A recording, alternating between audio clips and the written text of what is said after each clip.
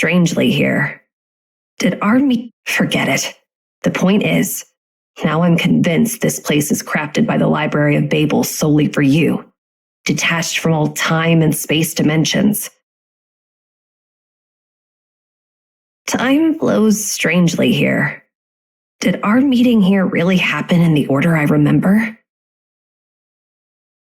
You're able to go to any specific moment in time you want using this place, right?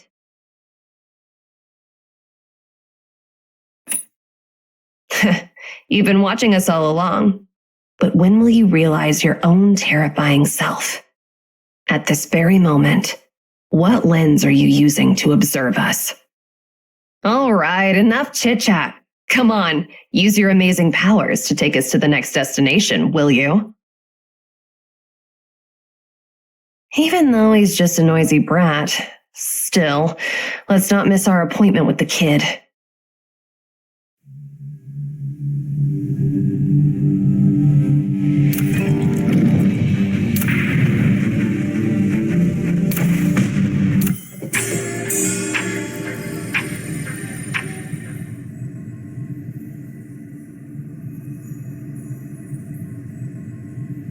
This is your office, Director. According to the rules, I'm supposed to give you a brief introduction.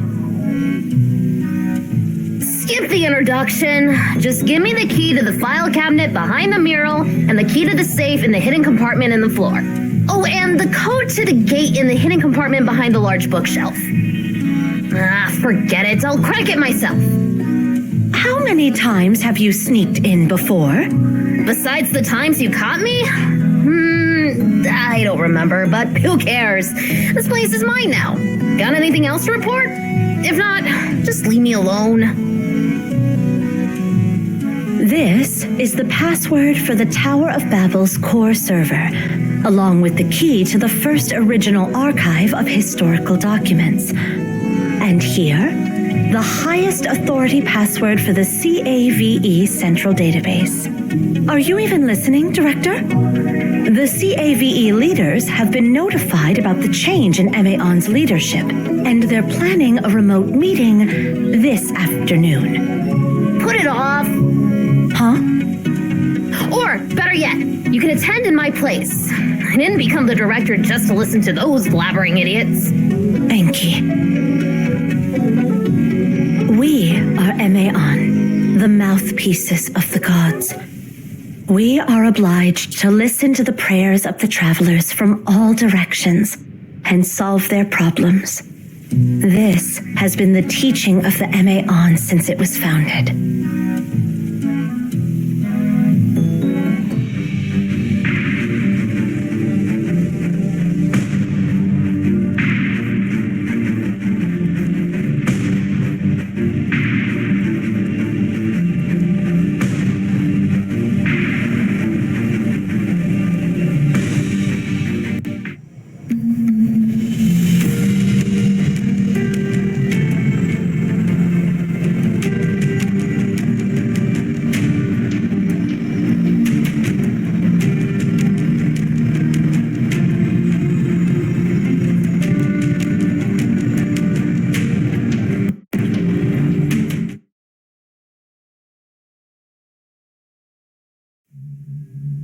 You're here.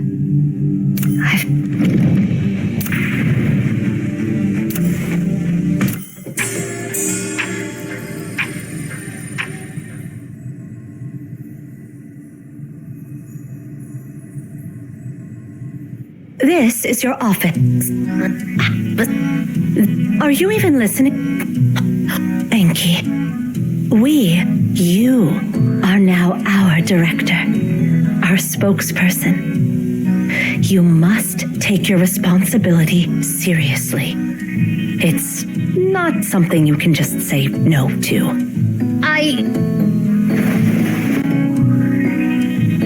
Ninsar? I'll go attend the meeting, Nana. But... It's fine. I'm a Tasni too.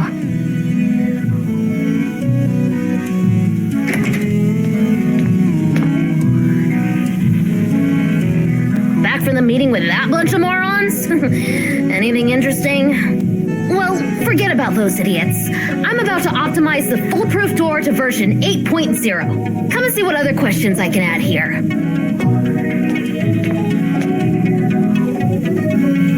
Nothing special happened this year. All the other beacons, except the black monolith at the Tower of Babel, have stayed quiet. I knew it. Nana's just so stuck in her ways, to put it politely. She said she listens to the prayers of travelers from all directions when, in fact, she just wants to check for any anomaly and keep tabs on everyone around the world. Obviously, we all know that anomalies have occurred maybe once every decade, if that, over the past century. Seriously, they should just disband this so-called CAVE.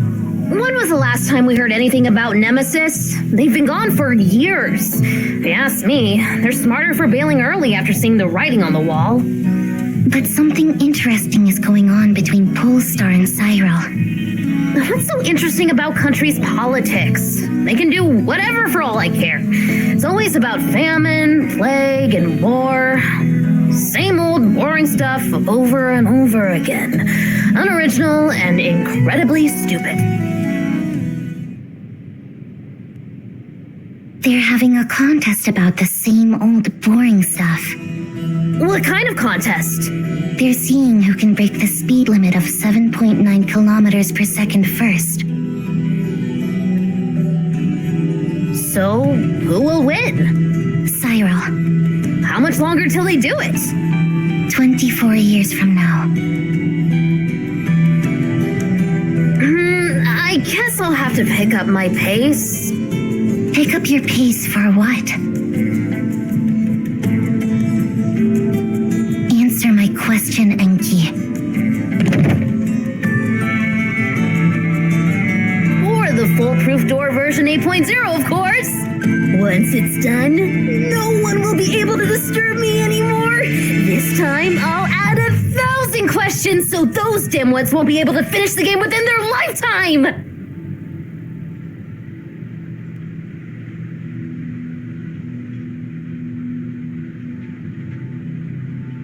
Why did you become the director of Emion, Enki? Whoa, is the sun going out? Can't believe you're actually asking someone a question. I know the answer, but I want to hear it straight from you. Well, I guess I'll have to give you a serious answer, silly sis. Because the director possesses the highest authority, not bound by any rules. Nobody can stop me from doing what I'm about to do, not even you or Nana. When the beacon is activated next time, Ninsar, I'm going into the library, searching for its end.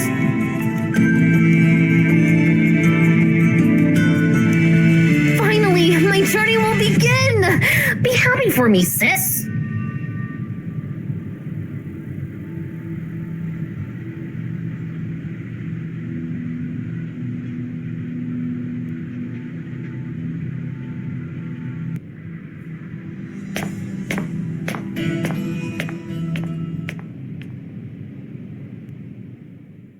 What's wrong, Ninsar? Why are you sitting here alone, looking so down? Stop it. Both you and Enki are so smart, yet so childish. It's moments like these when I realize you guys are still just kids. Remember, I've watched you both grow up. I can tell when something's up, even if you're trying to hide it.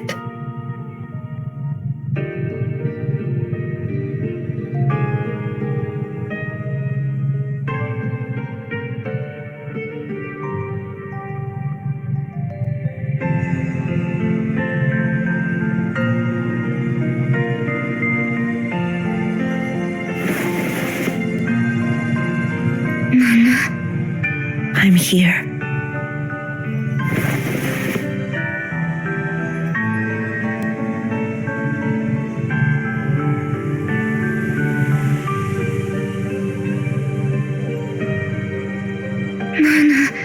Nana,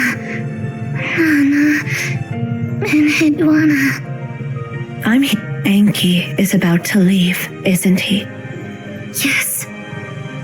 Yeah. Recent events seem to have made him anxious.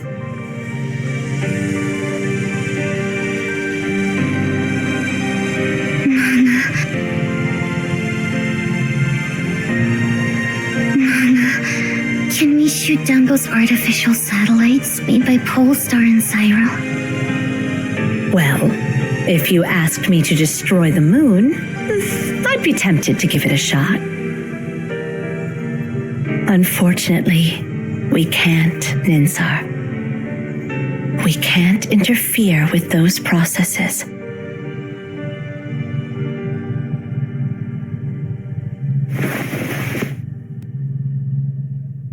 Just like we can't stop geocentric theory from being proposed and heliocentric theory from being discovered. We couldn't stop humanity from discovering that the Earth is round, or stop gravity from making that apple fall. Likewise, we can't prevent the discovery of the gravitational constant or the launch of the first artificial satellite into the sky.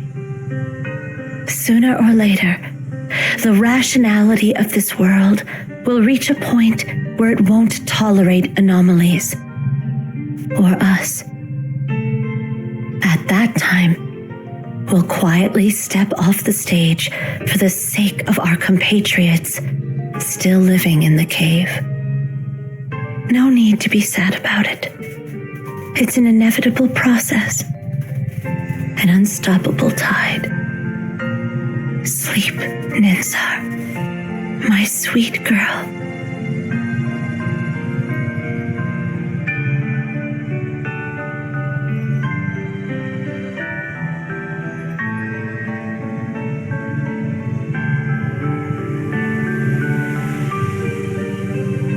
My poor, sweet girl. Sleep now. Sleep in peace.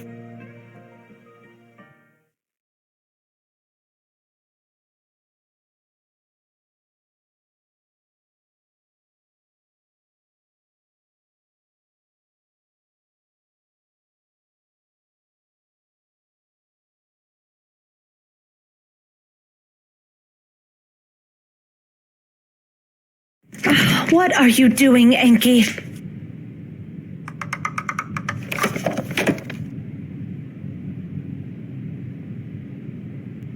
Ninsar complained to me about Sally always bothering her, so I'm making a cradle.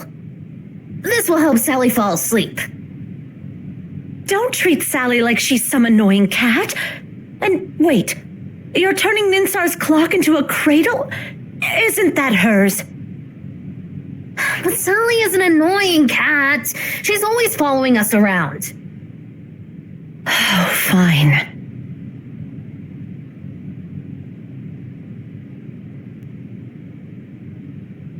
Let's talk about something else. I just spoke with Ninsar, Enki. You shouldn't have made your sister so sad like that.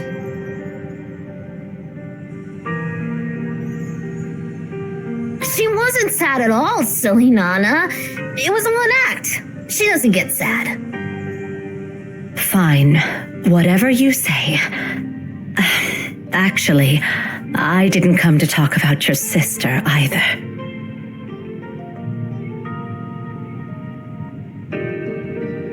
You're well prepared, aren't you?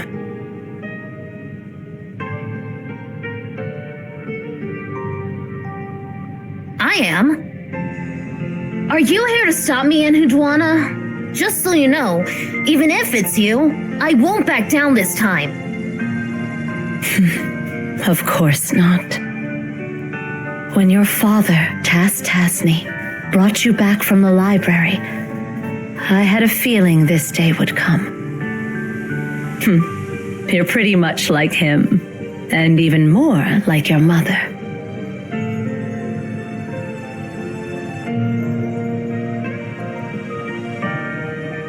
Our mother? Yeah, your mother.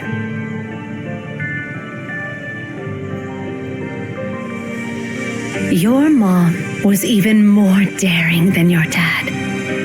She gave birth to you while exploring the library, and after entrusting you to Tass, she continued her journey without hesitation. If it weren't for Tass's conscience, you might have ended up as nutrients for the library, I'm afraid.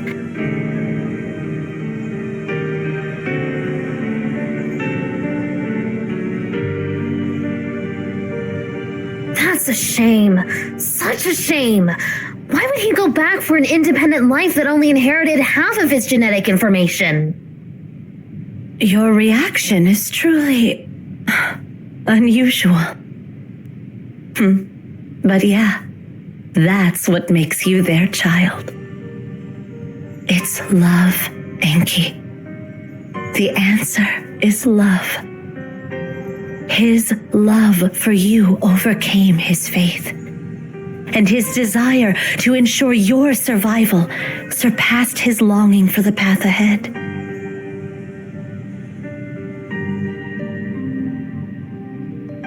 I don't get what you're saying. Are you talking about the brain's release of phenylethylamine, oxytocin, or dopamine?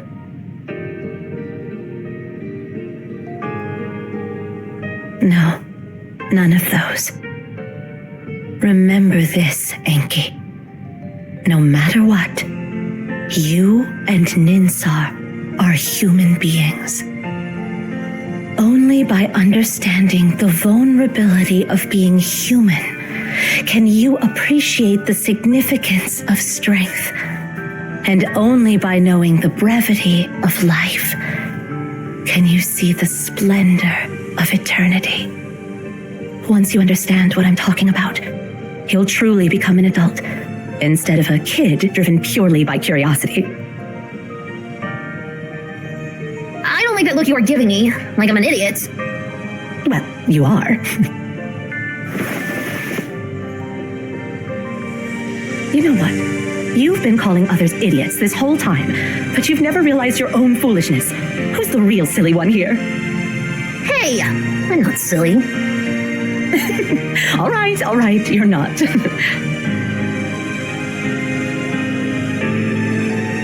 I've seen your determination to explore the library. Now, all I can give you is my blessing for the adventure that lies ahead. And Edwana. So, go, Enki. Good luck to you.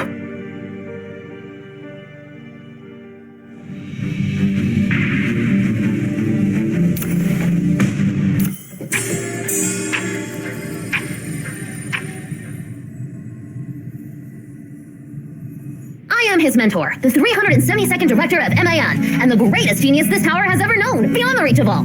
That is, I am Enki Tasni.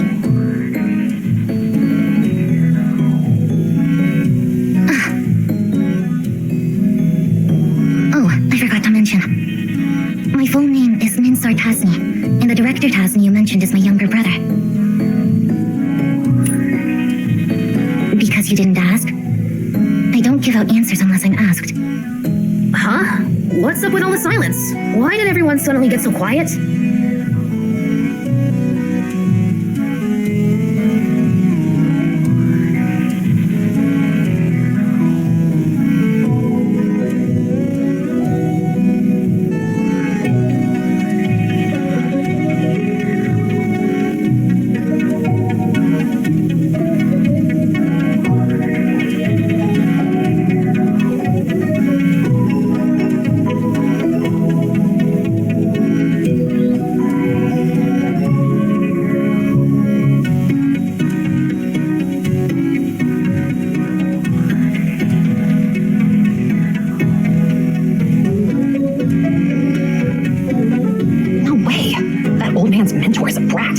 He's a brat.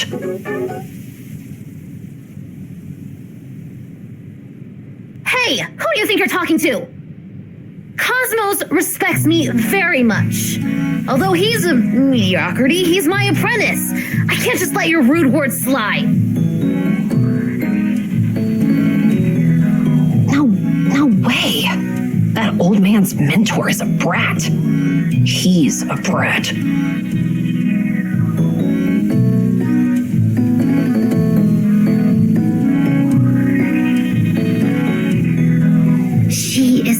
Mao's granddaughter. Oh, I get it. That makes sense now.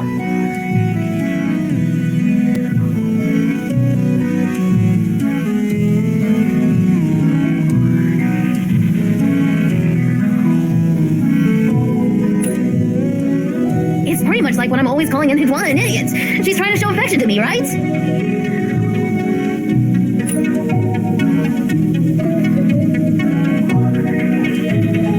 Who are you saying is trying to show affection to you? You brought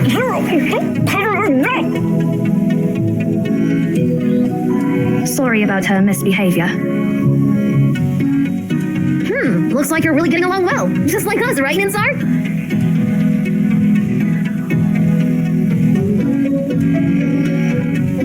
But then again, who exactly are you guys? Let me explain.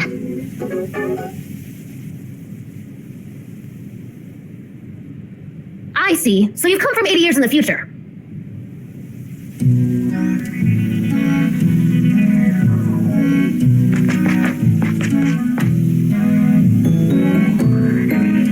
This is fascinating. I never expected someone could actually travel through different sectors within the library.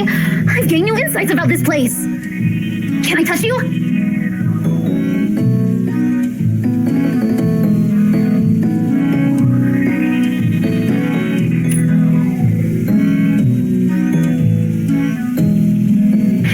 Your skull looks normal. No hidden organs or extra ears or eyes. How do you perceive the abnormal passage of time? Or maybe you don't actively perceive it.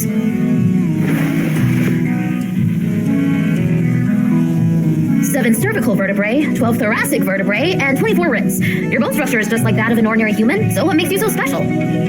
I don't feel any implants or augmentations under your skin, and based on the echoes, your heart and lungs seem pretty normal too. Well, let's examine your lower back, tailbone, and pelvis.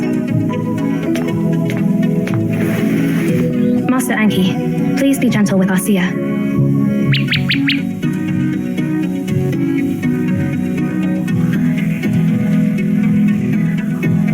Well, then can I study this plump chicken on your shoulder? How fascinating!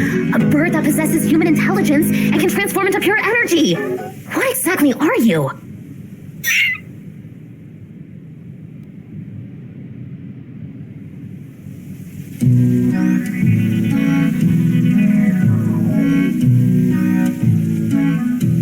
Can you show me your ability?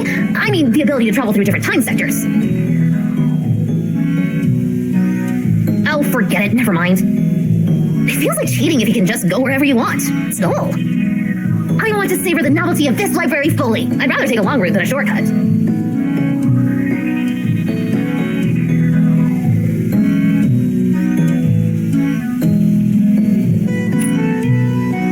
What are you talking about? Are you thinking I'm a fake or something?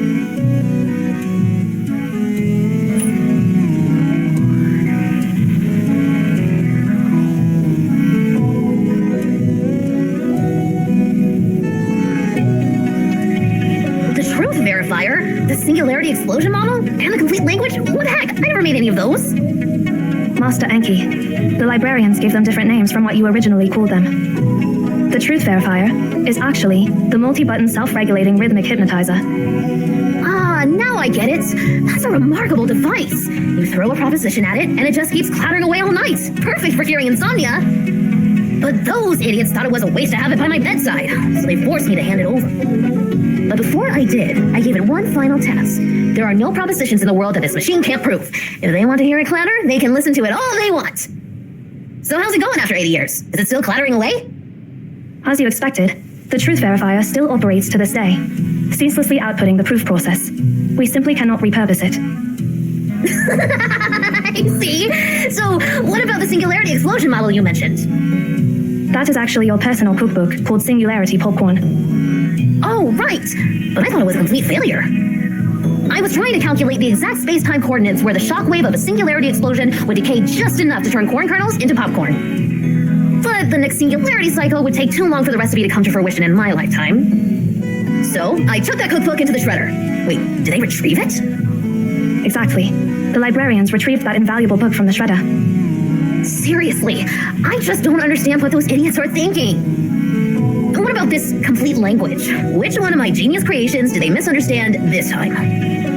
That That is a brand new language you invented to eliminate all communication barriers between humans. Every word in it is as precise as math. Oh, so you're calling it the complete language. Well, that's a way better name than what I had in mind. I was going to call it a vulgar language even fools can understand. Those idiots speaking different languages keep annoying me every day. So, to solve the problem once and for all, I dedicated myself to unifying all the swear words in others into a single language. All I need to do is unleash a string of curses in that language, and anyone, anywhere in the world will perfectly understand what I mean. I'm busy, so stop bothering me and get lost! And the best part? It retains the emotional essence of the original series!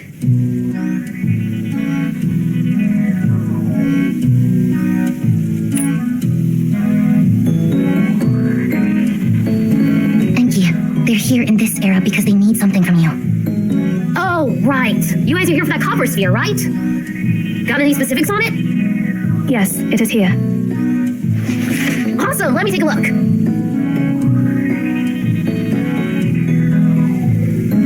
Nope, never seen it before. I have no idea what it is. I knew we shouldn't expect much from this cocky runt. Oh, I see. So you'll not only admire your grandpa, but also have respect for me. Looks like your grandpa taught you well. Admire? Respect? Taught me well? Who are you talking about, you little... Please just ignore her, Master Enki. It's all right. Do you recognize this, Ninsar? You are the source of life. You fell from the heavens to the Memphis River. Your descent was meant for us and stirred ripples throughout the valley. At dawn, you rise in the sky. You exalt the day. You give nourishment to humanity, just as you give them life. Spare us your mumbo-jumbo prayers. I'm translating the text on the sphere. It's a hymn, an ancient ode from Memphis praising the sun. More specifically, it's a hymn written by the 18th monarch of Memphis, Akhenaton, in praise of Aten, the god of the sun. If I'm correct, this copper sphere you recovered from the Philistine Sea. It's the god of the sun for ancient Memphis. Yeah, now that you mention it, I start to understand why it looks a bit like the star simulator I made earlier. I see. So basically, this stuff is a magnetically confined fusion reactor.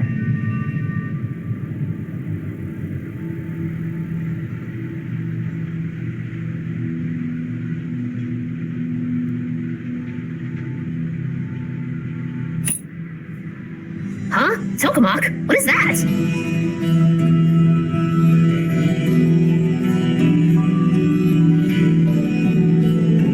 Just as we suspected, Eri.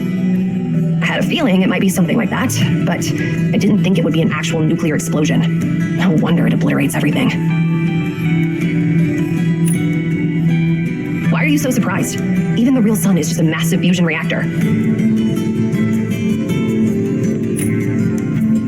Because of the beacons. The beacons, of course! They're all anomalies created by beacons. And there's more than one beacon in this world. I wouldn't be surprised if one of them happened to fall in ancient Memphis.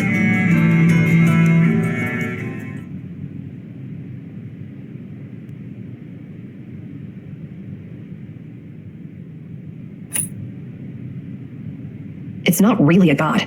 At least, not in the grand universal sense. The idea of God originally came from ignorance. Ancient people did not understand the unknown and could not control it, hence they revered it as gods. It has nothing to do with rituals, worship, sacrifices, fear, obedience, or faith. It is just a collective term for things beyond human knowledge. And any phenomenon caused by these things beyond human knowledge is called an anomaly. Any highly advanced technology might seem like magic at first. But once you unveil the mystery, you'll realize that it's just boring stuff. But come to think of it, for early humans, the sun was a celestial body that brought life to everything. For present humans, the sun is a star that constantly produces nuclear fusion inside. Worshipping the sun for humans is like worshipping farming and production. So, if one can harness the power of nuclear fusion, they essentially harness the sun itself. Even if we keep calling this copper sphere the god of the sun, it's not entirely wrong. I think you're overcomplicating things. Let me simplify it for you. Imagine you throw a light bulb into an ant nest, and the ants start worshipping it as if it's a god or something. Now, imagine that copper sphere as something left on Earth by some powerful alien, then discovered by a bunch of monkeys who end up worshipping it like a god.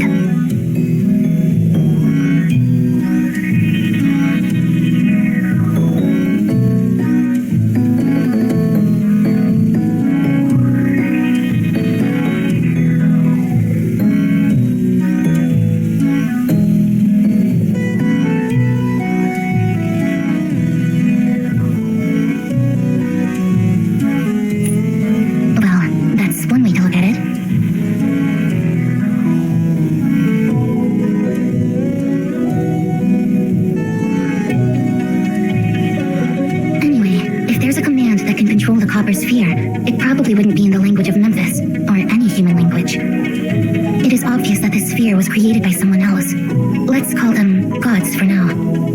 Naturally, those creators used the language of the gods, or a language completely alien to human understanding, to command their creations. Interesting. Now that's interesting.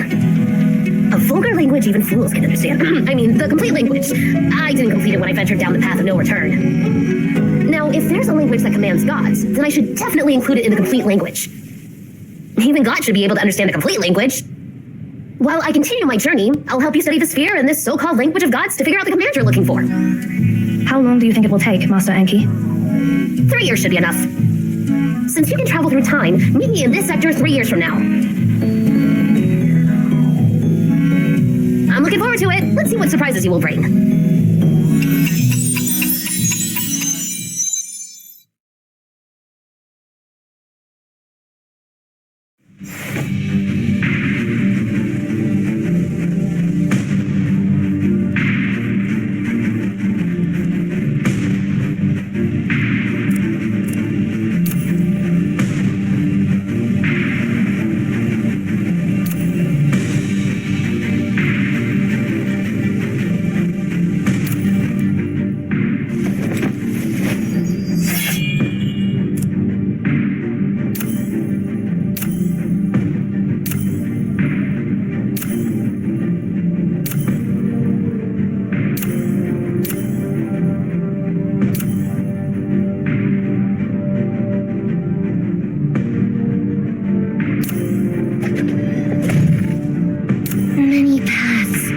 They all lead to the same place.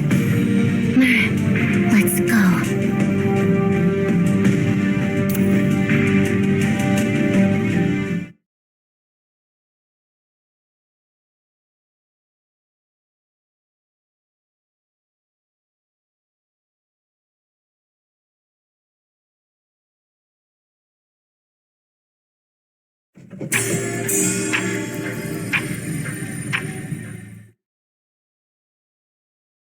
That's it?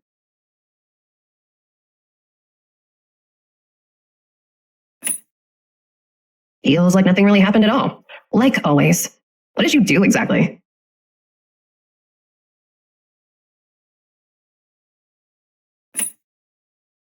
I'm getting more and more intrigued by you. Never mind. Report in 0. Working on it. Something seems to have appeared on the desk.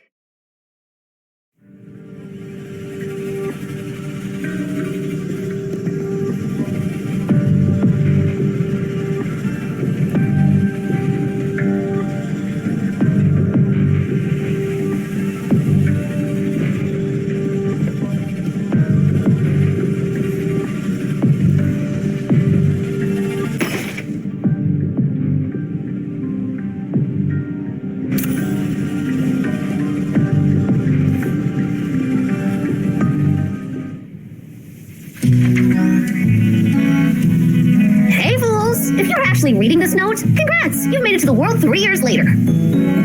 Praise me, Master Enki, the great god of wisdom! I've sifted through all the documents I could find and translated everything about this copper ball into modern language. P.S. I was thinking of writing the conclusion of a vulgar language even fools can understand crossed out in a complete language, but Ninsar said you probably won't get it, so I gave up on the idea. Seems like the complete language is still too advanced for humans. Well, the stupidity of idiots never ceases to amaze me. I've stored most of the documents in the library, planning to show it off to you. But then I realize it's not worth showing off at all. Displaying knowledge that even morons can comprehend is just plain boring. And who knows if you'll even find that sector after 3 years, so I just toss it somewhere along the way. Anyway, there are 5 documents in total. If you guys don't have anything better to do, look out for them. Let's get back on track. I'm holed up in the conference room because of some emergencies. I've hidden the access to the conference room in the Hall of Keys. Grab it first and then come find me. I left some markings on the path to the Hall of Keys, so keep your eyes peeled for them. What kind of markings, you ask? Well, the kind only a genius like me can create. Don't bother looking for me if you can't even recognize them. After all, communicating with a dimwit would just bring me down to their level.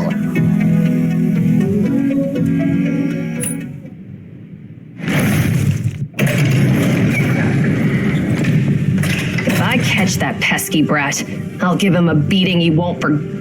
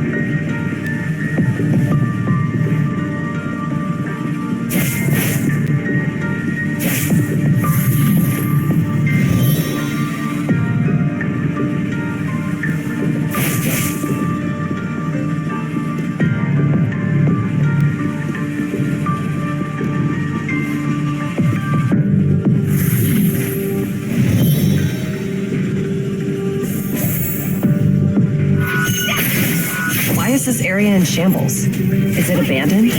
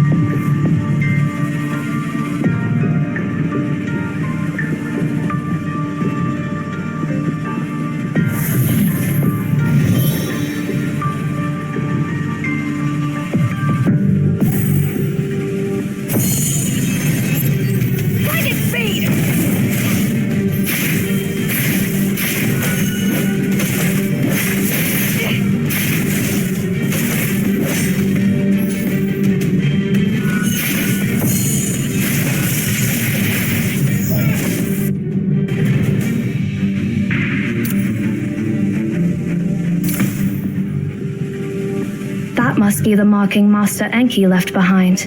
Let's follow it.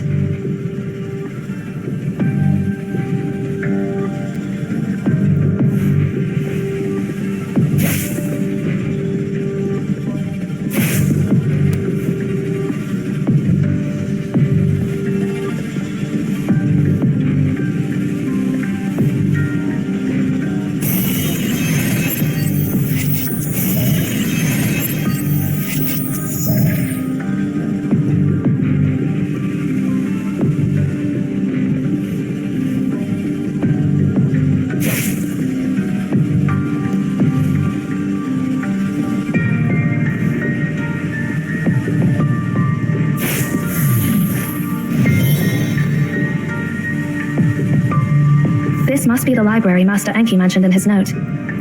We should keep an eye out for the documents that Master Enki mentioned.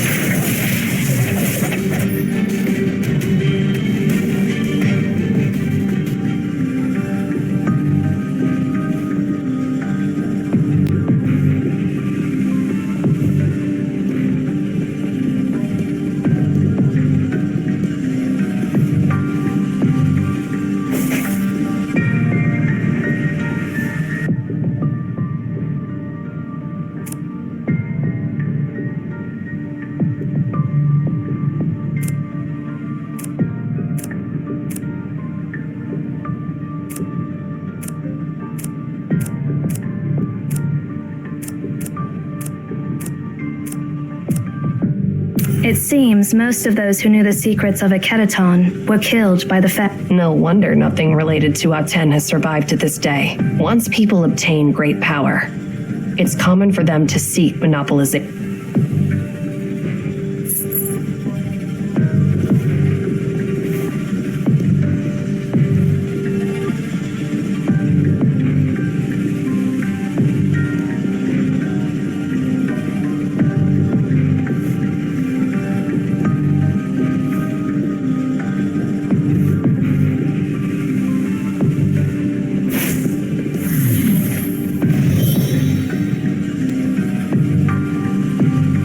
We have made it to the Hall of Keys.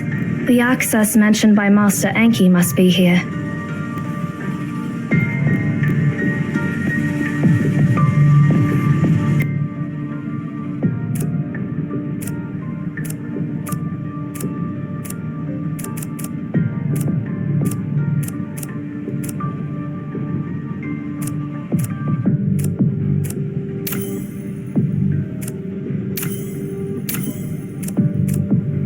All things have names. Names wield power, shaping their existence. What do you think? Yes, a name. It can become a form of bondage, in a sense. But it's intriguing how humans managed to control the anomaly. The people of Memphis were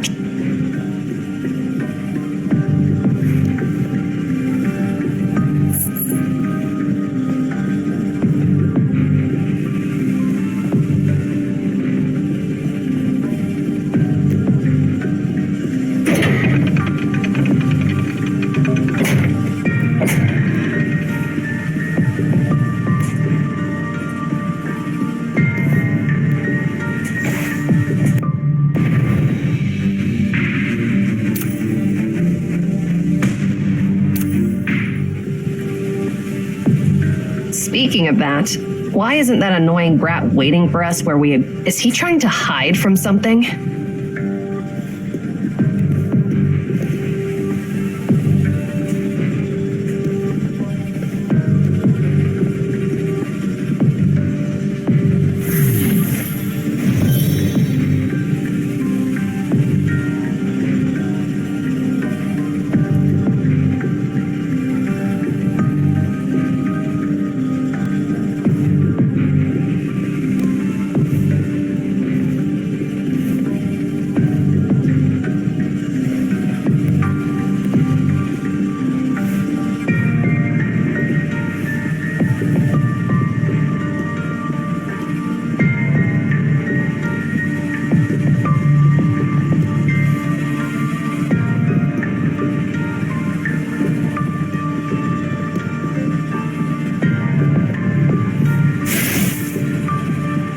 Speed!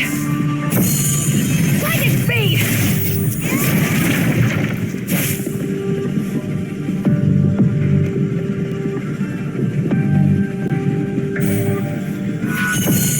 Burst in the storm of fear!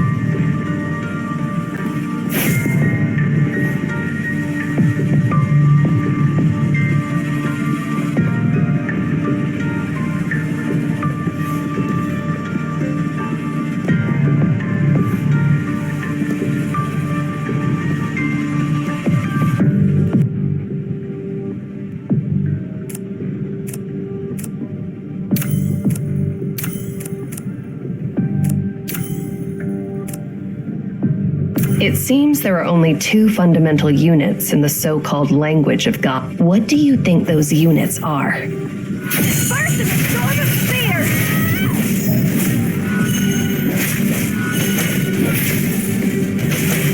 I think I've figured out the answer. Me too. But let's keep the suspense for a last-minute revelation.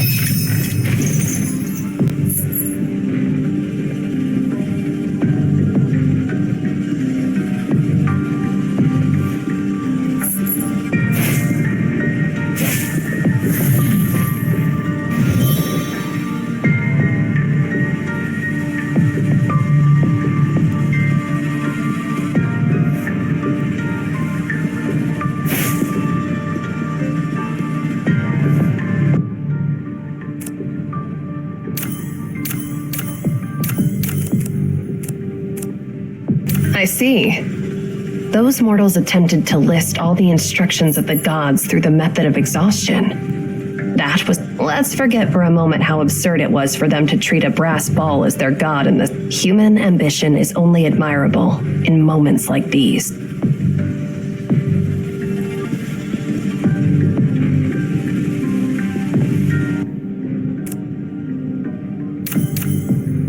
This must be the end of a Ketaton. The truth behind the Ketaton's downfall. What? Why such a grave look on your face? Get used to it. Such is the underlying current of history. The truth. It's too late to feel scared or find it absurd. What you're about to encounter, it's all part of these absurdities.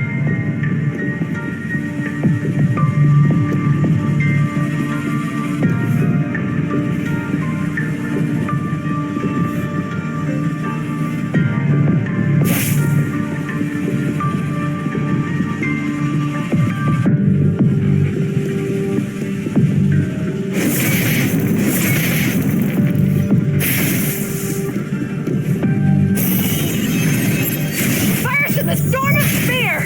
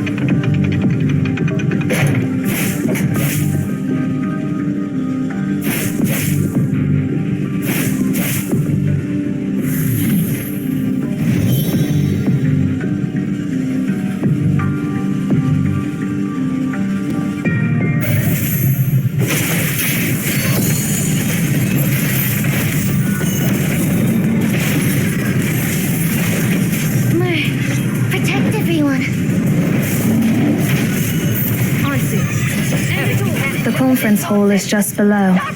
Let's keep moving.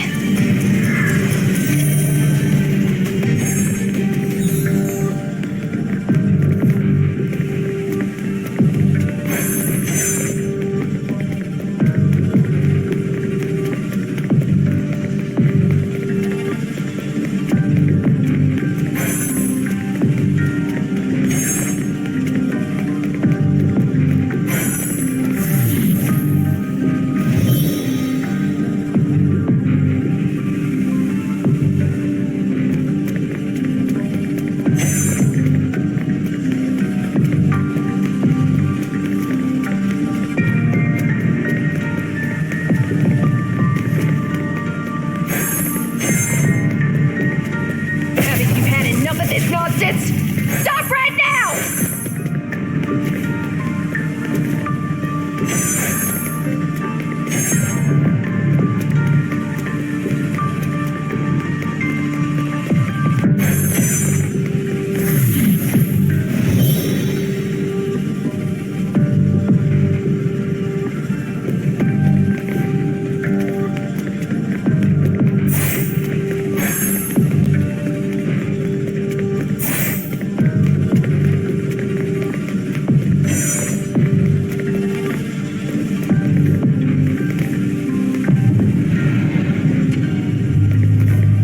Finally, we're almost to the conference room. Let's hope that runt has found the words to stop a tent from blowing itself up, or I'll...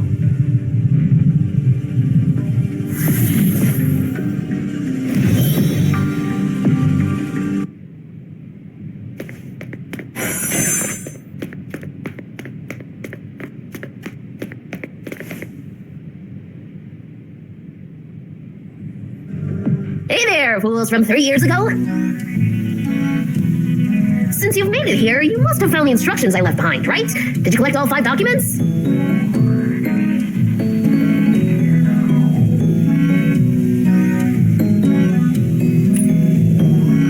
No big deal if you haven't found them all. Not everyone is a genius like me, after all. Well, in any case, I gathered a lot of documents from the Memphian era and studied the light bulb thrown into the ant's nest.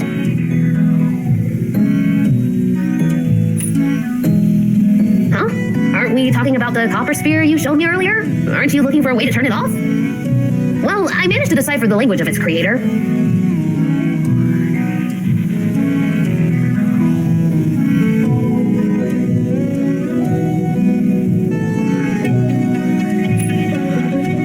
You can be quite flexible sometimes. You're starting to impress me.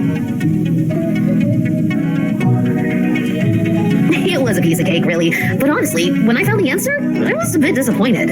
As I thought, those ancient people were just stupid. The language they revered as divine turned out to be so simple.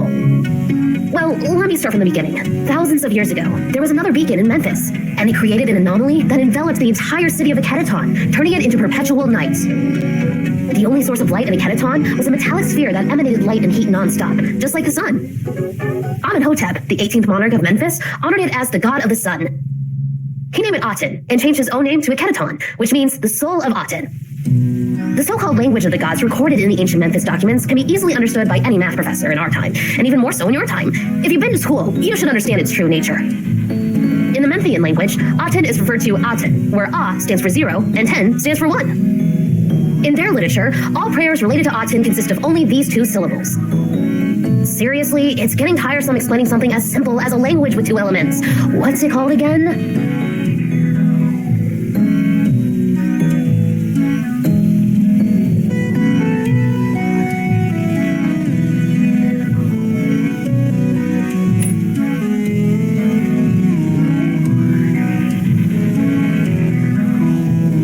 Oh, you still don't get it?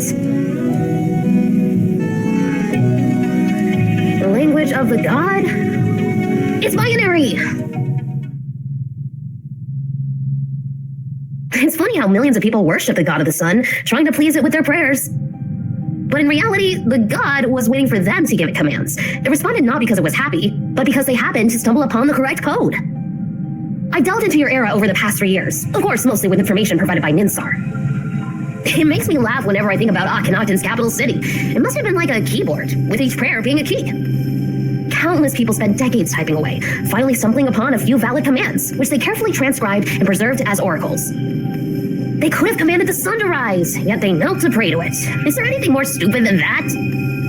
And to think that the prayers from thousands of years ago eventually became the cornerstone of human civilization. That's the greatest joke ever! Tragically, Pharaoh Akhenaton accidentally stumbled upon the last command, which turned out to be the self-destruction command for that copper sphere. So, yeah. Akhenaton got completely wiped out by the god's anger. That's the whole story of Akhenaton and Aten. I thought it'd take me 3 years to uncover the secrets of this language of the gods. Turns out, it only took me 3 days. No, at most 3 hours.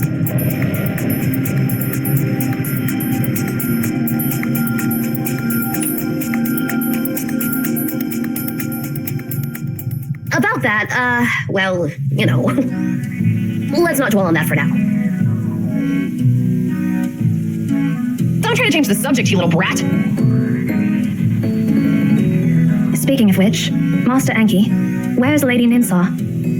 Oh, right. Since I've given you so much information, it's time for a little favor in return. You've got to help me before I tell you the divine command to stop the sphere. Fair deal, right?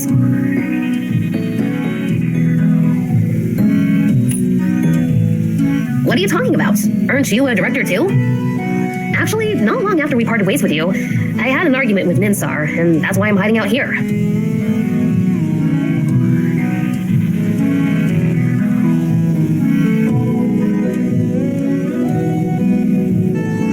She's probably furious with me right now. What did you do? Well, I didn't really do anything. Here's the deal. Ninsar has a grubby cat. So, I made a cat's cradle to keep it from bothering Ninsar ever again. Once you place the cat inside, it won't need to eat, drink, or defecate, and it won't shed hair. It'll just sleep peacefully all the time.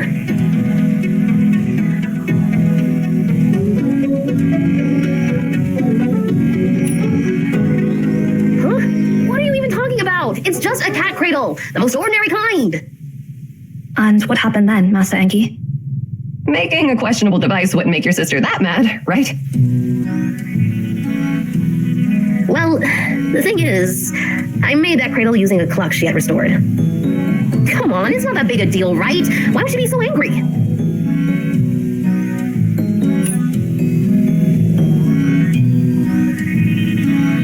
Master Enki, with all due respect, you really brought this upon yourself. Is it really that bad? Hey, you! Is it seriously that bad?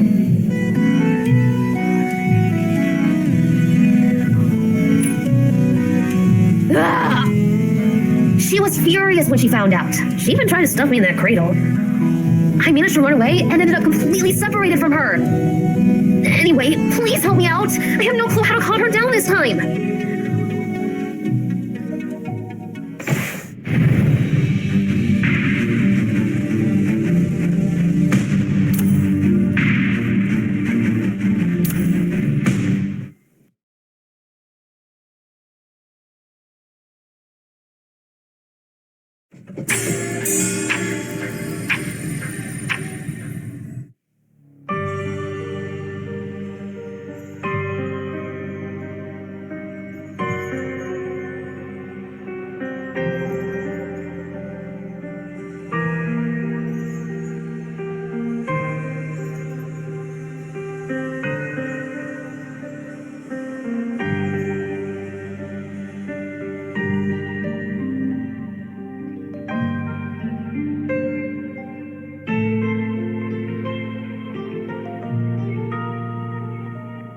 The answer to the library, Ninsar? I believe I've answered that question many times. I keep asking this because not even you know the answer. You're being mean.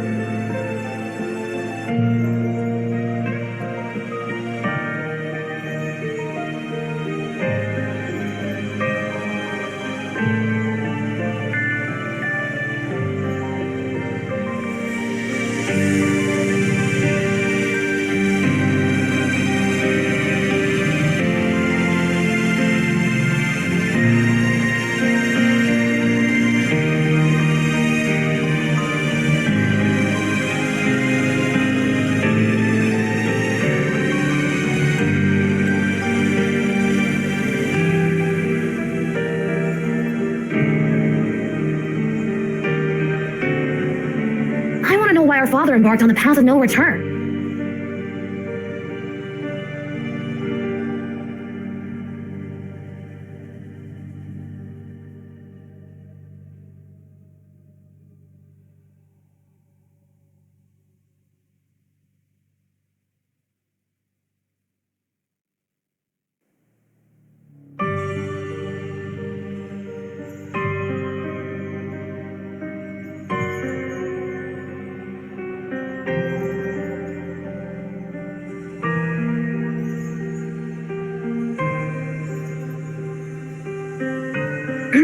I guess I'll have to pick up my pace.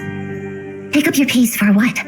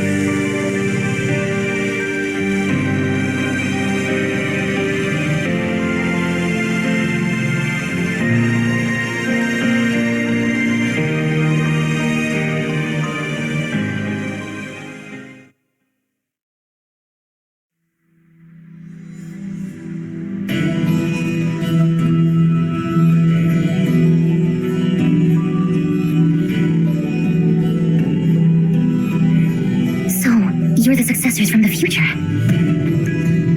So, visitors from another sector. What are you seeking?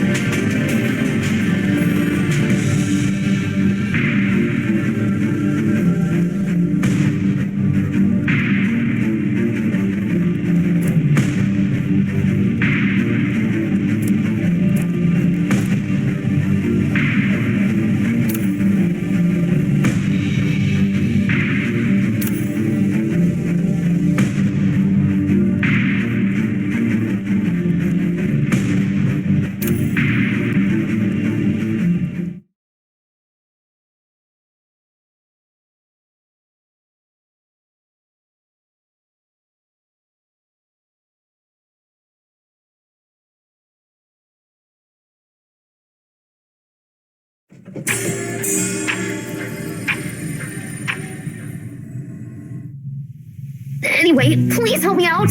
I have no clue how to calm her down this time.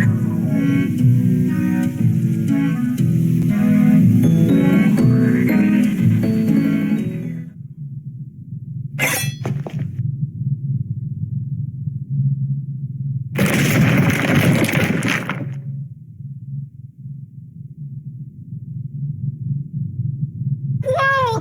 Why is it coming again? Ari, I've got this. Hey,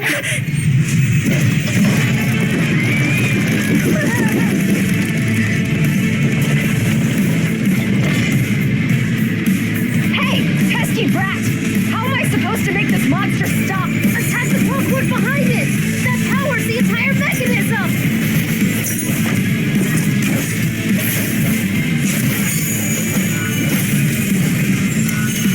Right, exactly!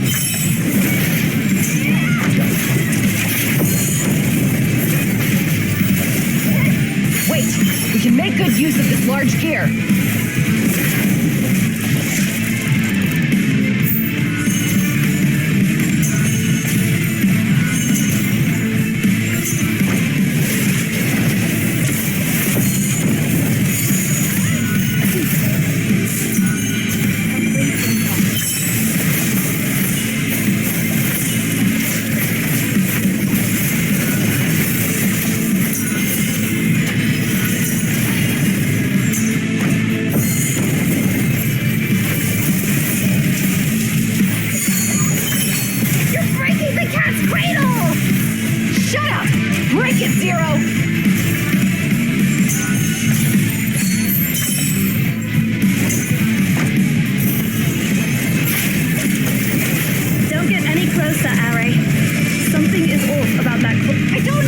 reminding me, okay?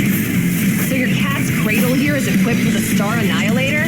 Technically, it's a plasma ray emitter for cleaning purposes.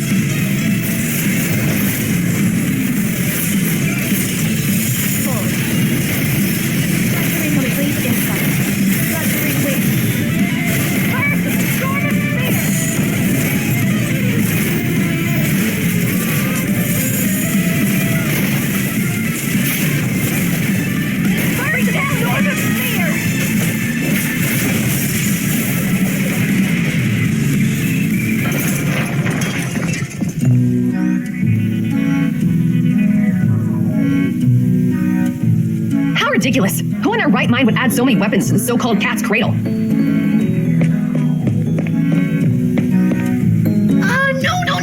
Why did you smash my cat's cradle? It's a gift I made for Ninsar. But why did you... this invention took me so much time, and you just...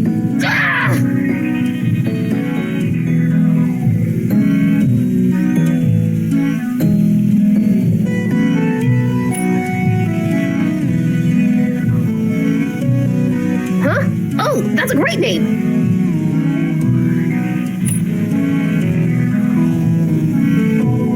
Well, the point is, such an awesome name will never get used.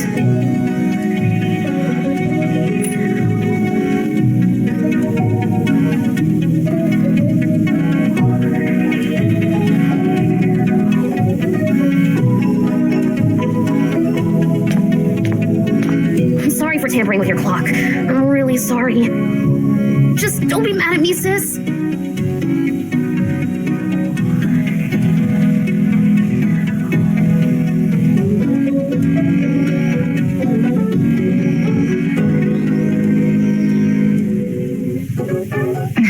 Never mind. How about I make another one for you? Haven't you learned your lesson yet? Alright, just forget what I said. Well, thanks for helping me fight Ninsar. But then again, you didn't really help me at all. Feels like it's not a good deal for me. Cut the crap, you little brat. If it wasn't for me, you would have been stuffed into the coffin by that intelligent weapon you made. Just hand over the command to stop that copper sphere from blowing itself up. Master Anki, keeping promises is a virtue.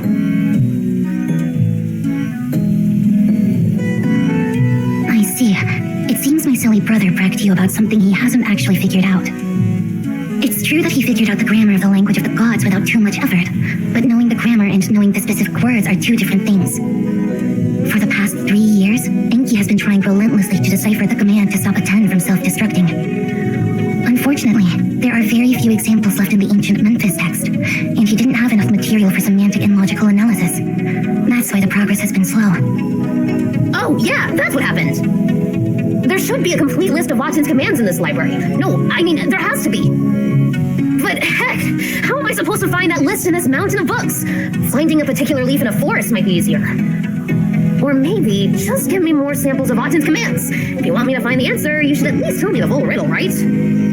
But what's left from the era of Memphis is either mutilated or too vague. In short, I don't know how to stop Aten from blowing itself up.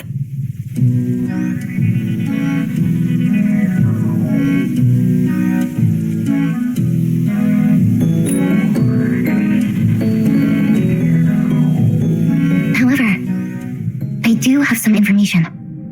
Besides destroying Ikedaton, the Copper Sphere has shown up twice in history.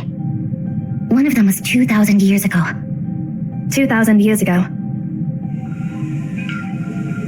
Back then, Obed was under the rule of the 5th emperor of the Arsacid Empire. Exactly. Actually, Aten was taken by Emeon at that time, before it got lost for some unknown reason. 2,000 years ago, that was the last time Aten shone in history. Perhaps you should go back and ask the people of that era. Maybe they can give you more valuable information.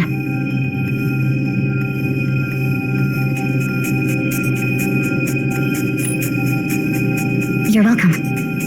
By the way, since you seem to have a deep understanding of antiquities, Master Ninsa,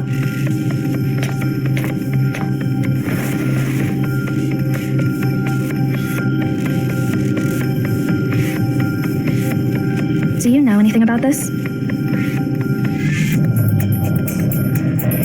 This belongs to Darius. Looks like you got caught up in some unexpected incidents before arriving here. Oh, wait.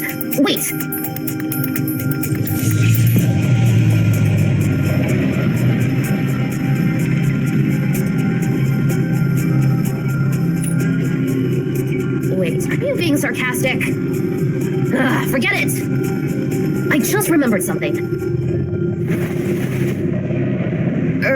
Eri, well, Cosmo's granddaughter.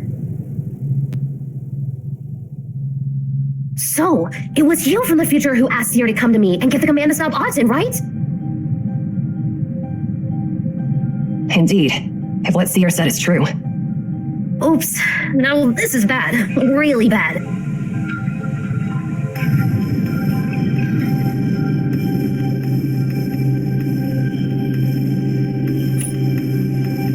Haven't you realized it yet? I wouldn't have bothered investigating Aten's divine words if it weren't for your arrival. You sparked my interest in this field. If I hadn't met you, how would I know anything about Aten's divine words? Why would I have studied such a thing?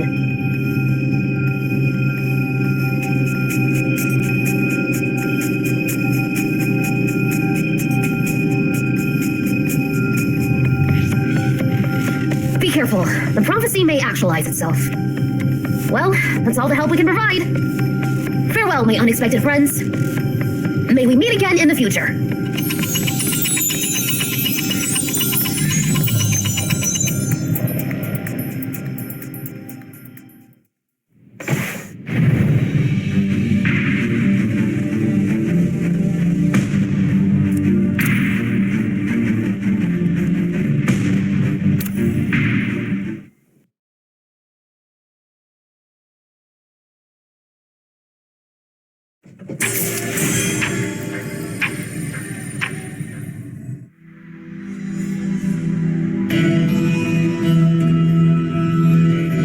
Aren't you sorry for letting them go?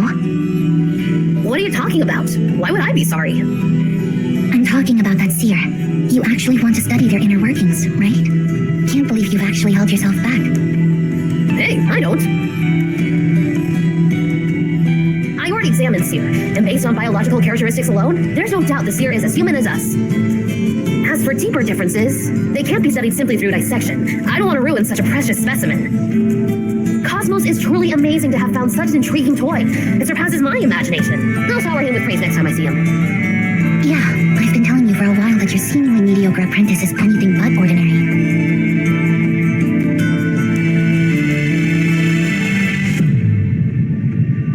Are you leaving too? You are Enki's apprentice. How interesting. I can't see your answer.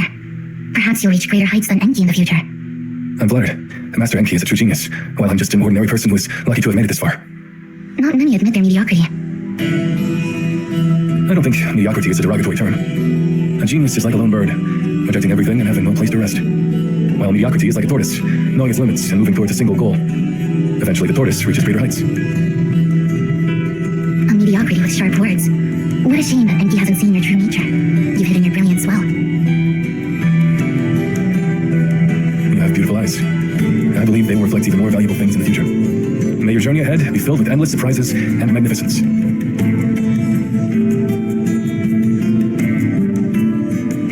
But then again, do you think they'll eventually fall into a tragic loop just like Oedipus? Yes, they will.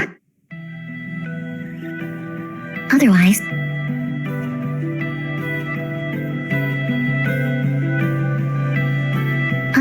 they wouldn't have met us. That's true. All we can do is wish them good luck. Well, that's not something we should be worried about. Yeah, you're right. But you know, it's not just Cosmos who's interesting. There's also that girl. The girl who has found the Tome of Aegis? What path will she choose? I'm curious, Enki. Did you see the answer? Yeah, I did. But I don't know the process, as always. I don't know why, but this time, I have a feeling that maybe the process is more important than the answer itself. It's just they haven't realized it yet. Should we warn them? No, only the unknown brings anticipation. I don't want to spoil the fun. Mischievous, aren't you? Whatever you say. By the way, now that you've realized that the process is more important than the answer, don't come up with such a boring plan next time, silly sis. I haven't reached the end of my journey yet. I don't want to start preparing for an exit plan in the middle of a game and have to start over again. You're just too predictable. Even if you don't tell me the answer, I can figure it out. Remember, I've watched you both grow up. I can tell when something's up, even if you're trying to hide it. Enki, there's nothing waiting for us at the end of this journey. We won't reach the end, find any answers, or be able to turn back. So what?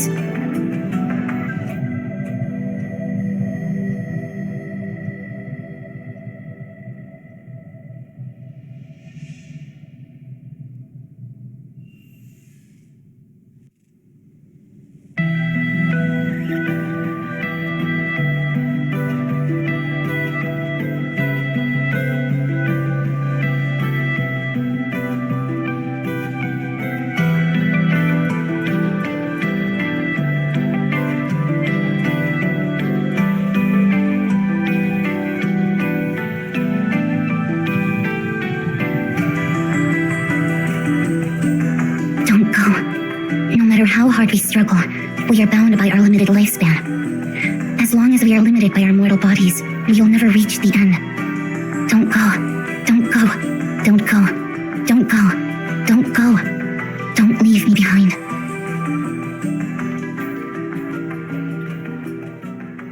What are you waiting for? Let's go! Can't you, for once, consider your true desire, silly sis? Out of everyone here, you're the one who wants to see the end the most, right?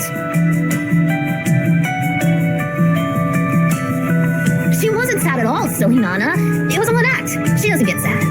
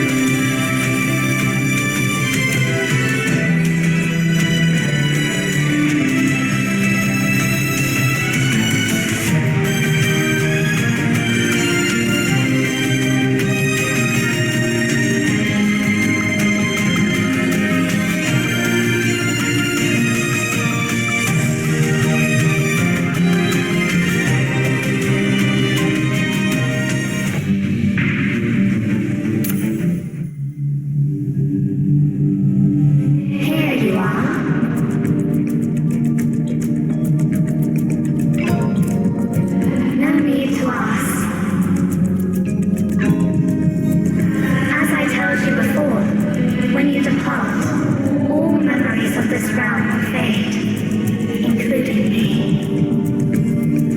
That girl is quite perceptive, so this time, I've blocked her presence.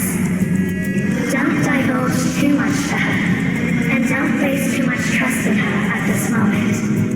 Even if everything is predetermined, I don't want any harm to befall you. Come, your journey awaits, filled with challenges and perils. Fear not, I'll forever protect you. I know where you're headed. It's the origin of all casual ties. I've adjusted your coordinates. Now you're free to embark whenever you choose.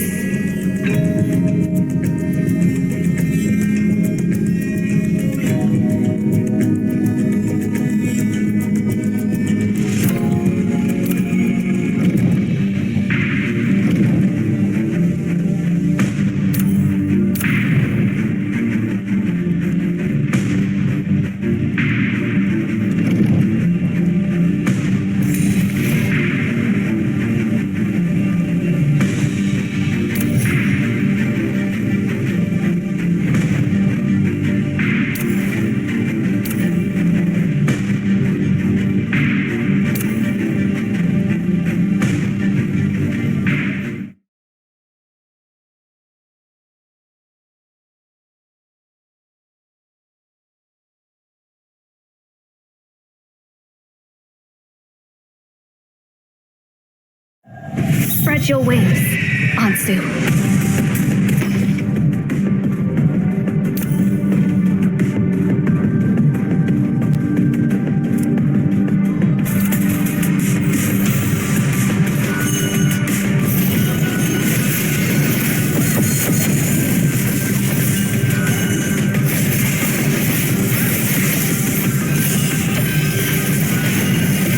Complete insight. Fluttering wings.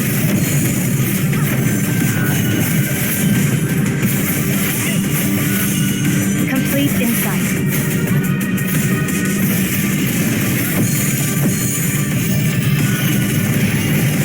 Ansu, end it all. Well done, An. You can come back now. Thanks for your guidance.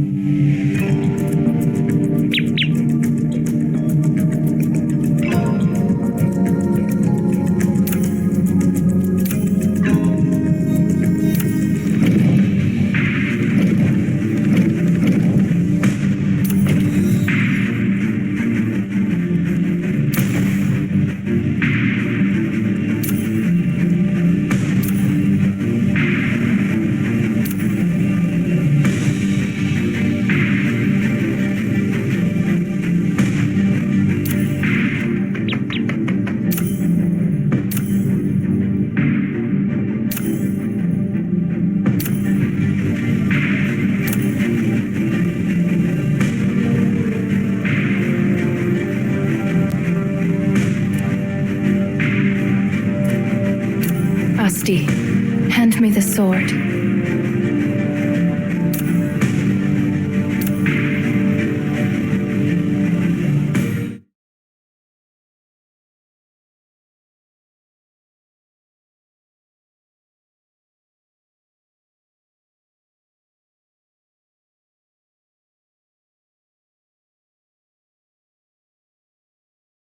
Let's go. The road is long, and we can't afford to stop.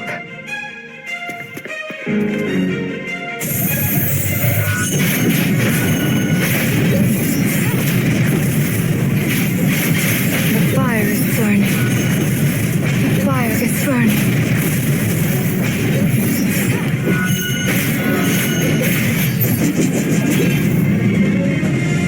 May their souls rest in a garden full of blooming flowers. This glory is the finest crown.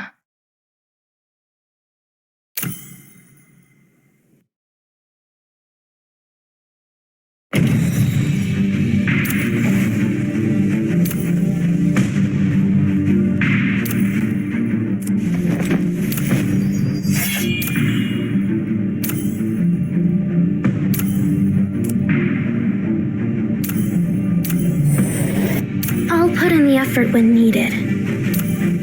Oh, do I have to now?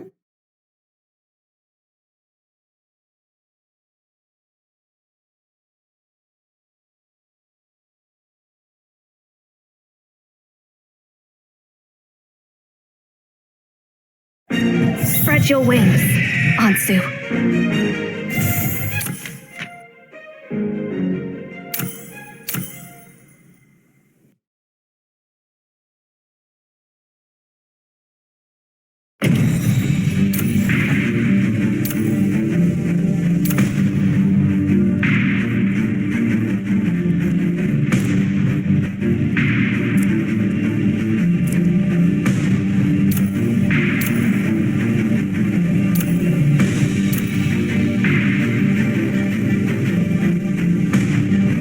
Asti, hand me the sword.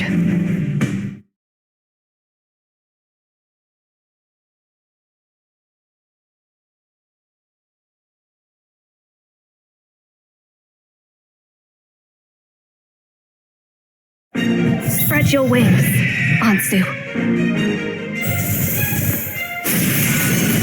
Fluttering wings. Fall.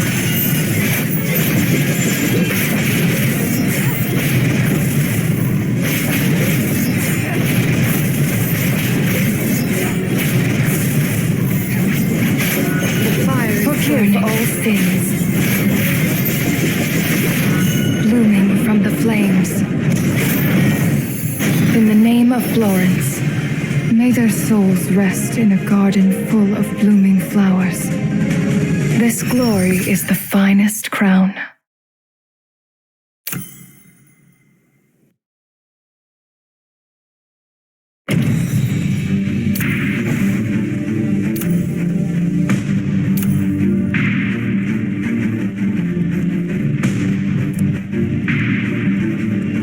Asti, hand me the sword.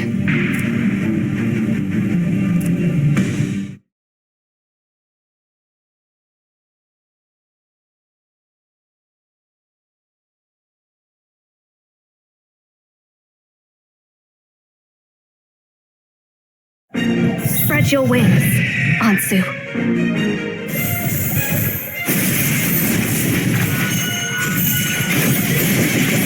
Fire is burning. The fire is burning. Waltz in the flames. In the name of Florence.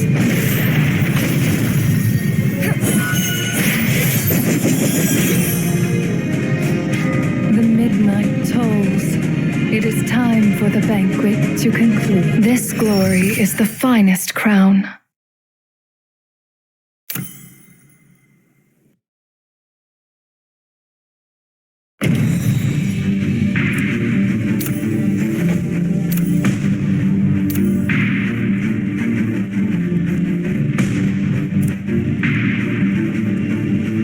Asti, hand me the sword.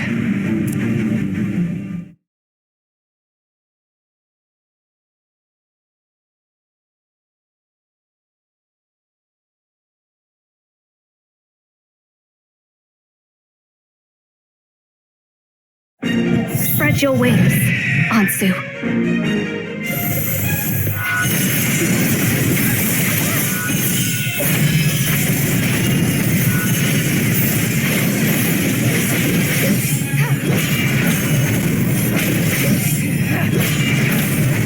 The fire is burning.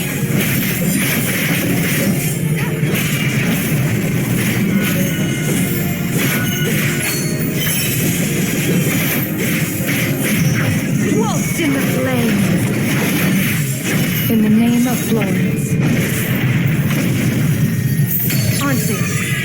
all. Need an umbrella?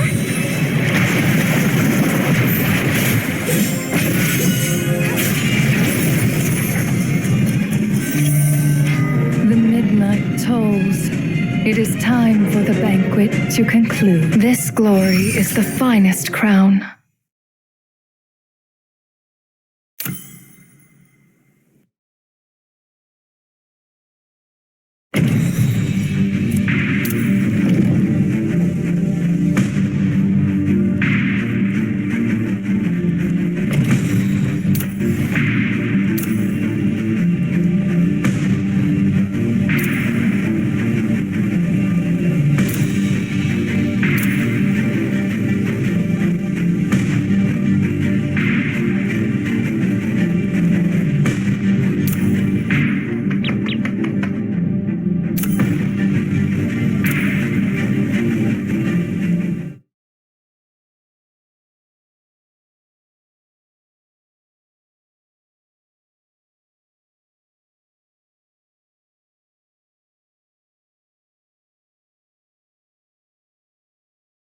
Spread your wings, Ansu.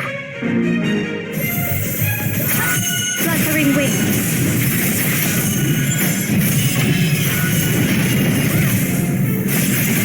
Fluttering wings. Fall.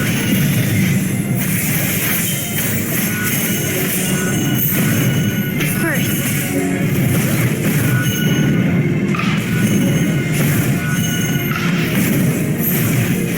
Walk with the umbrella.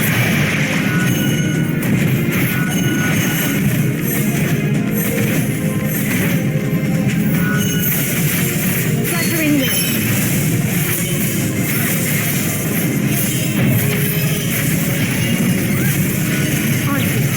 End it all.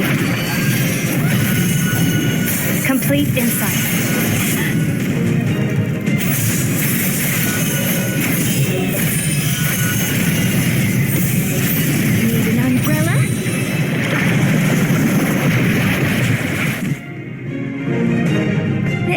Is cleared. The Duchess can be invited over now. Thanks to you, I have received this honor. I was merely performing my duties, and am fortunate to have lived up to expectations.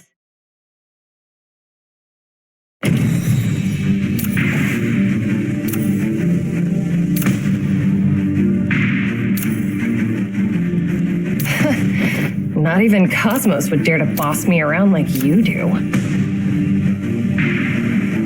Asti, hand me the sword.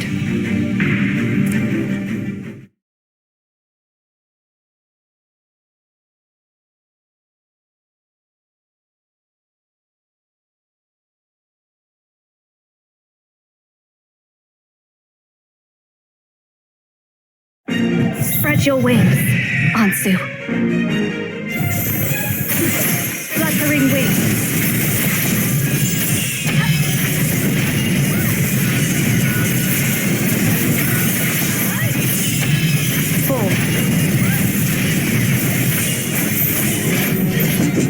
The fire is burning.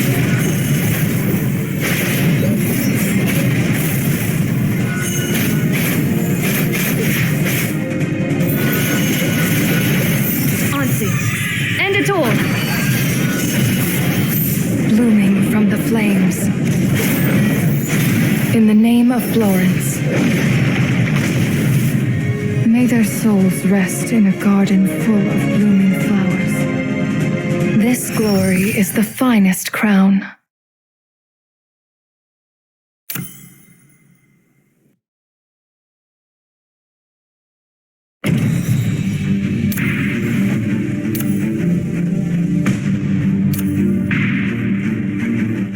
Asti, hand me the sword. Asti, hand me the sword.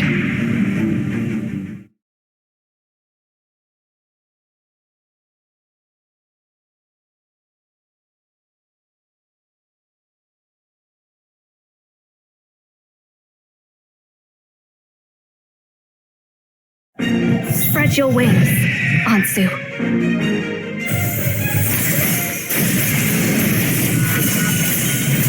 Fluttering wings.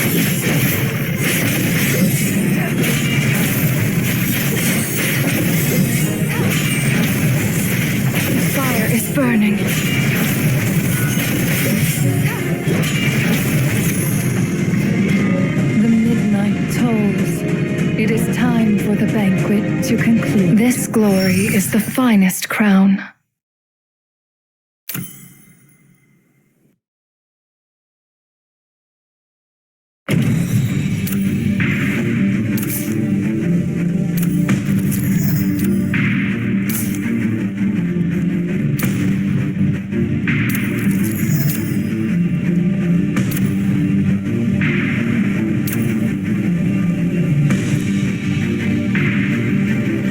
Asti, hand me the sword.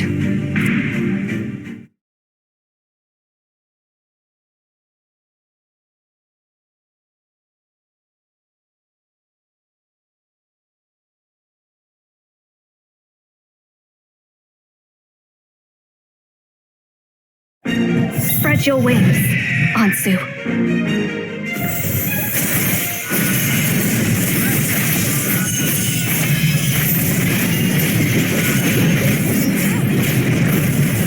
The fire is burning. The fire is burning.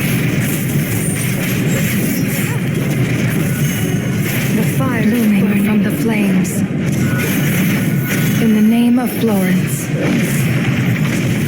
Ansu, end it all. Need an umbrella?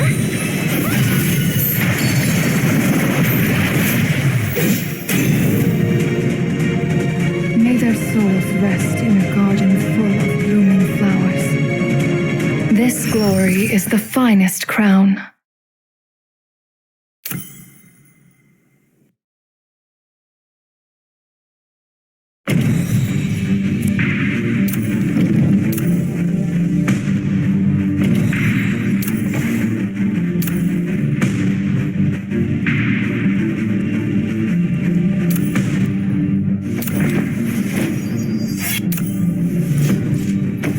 Hands-on testing is essential for any craftsman.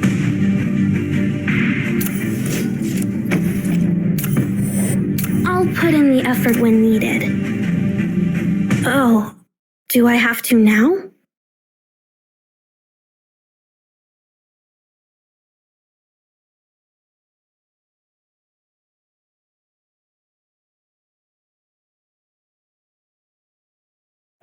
Spread your wings, Ansu. Fluttering wings.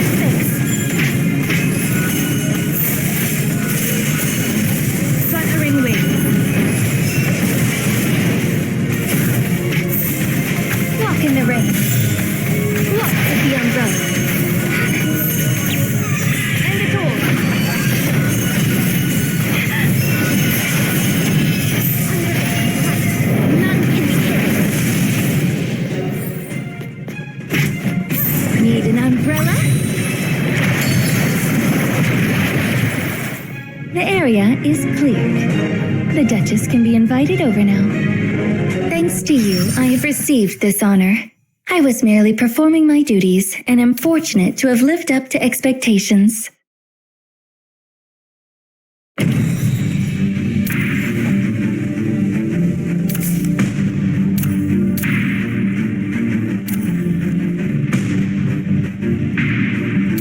Asti, hand me the sword.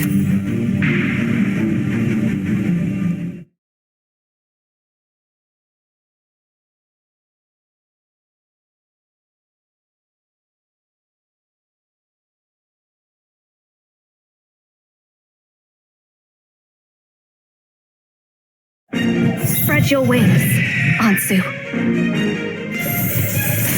Fluttering wings. Fall.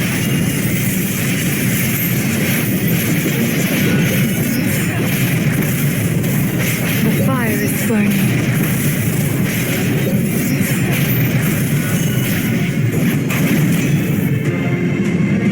May their souls rest in a garden full of blooming flowers. This glory is the finest crown.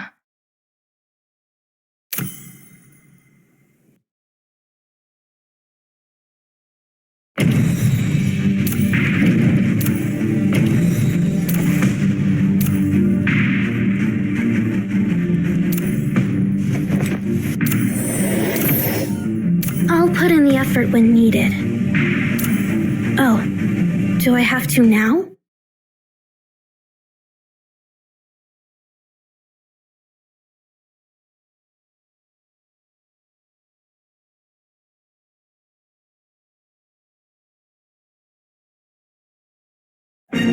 Spread your wings, Ansu.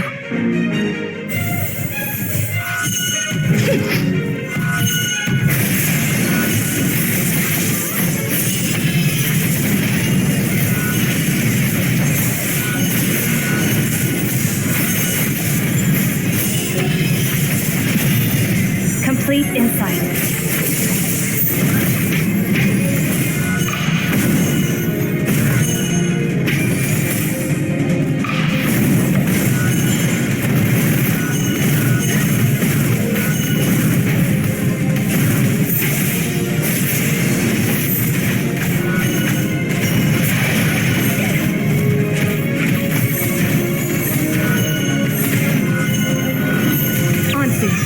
End it all!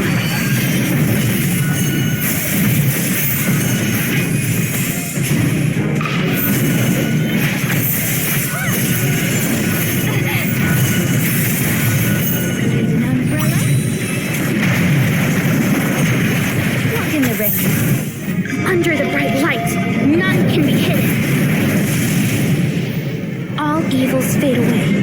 Nothing is to fear. Mission accomplished. Aftermath? What scientific fact should I talk about this time?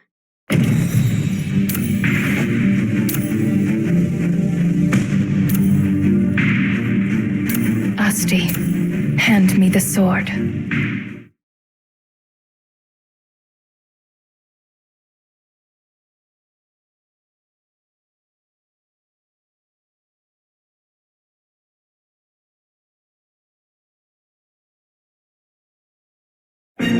Spread your wings, Ansu.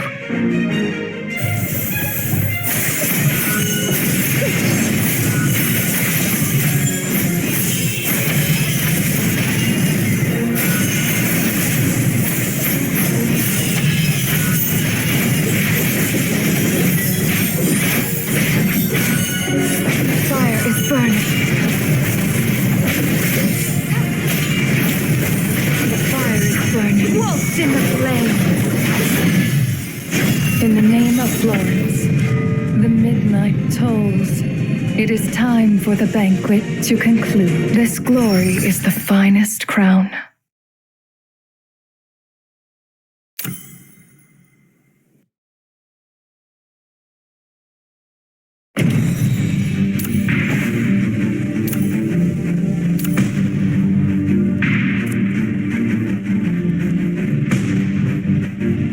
Asti, hand me the sword.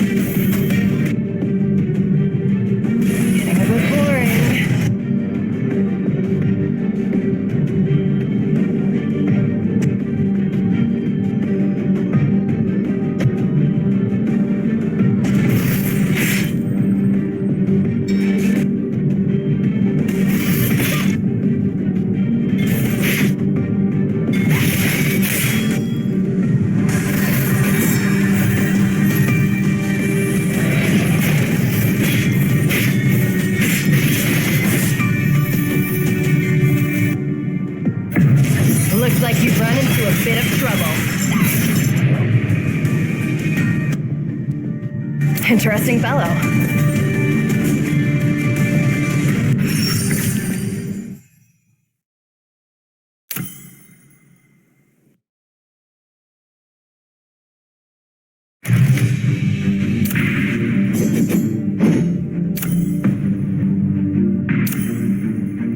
Humans cannot break through boundaries. All they can do is return to the starting point. Efforts may not always yield results, but they serve as proof of existence.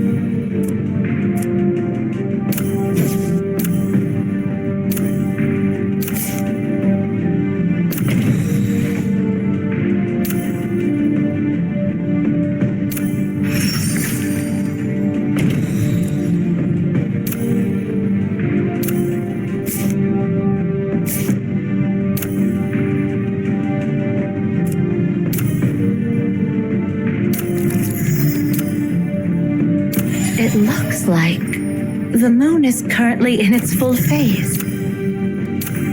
The moon is currently in its full phase.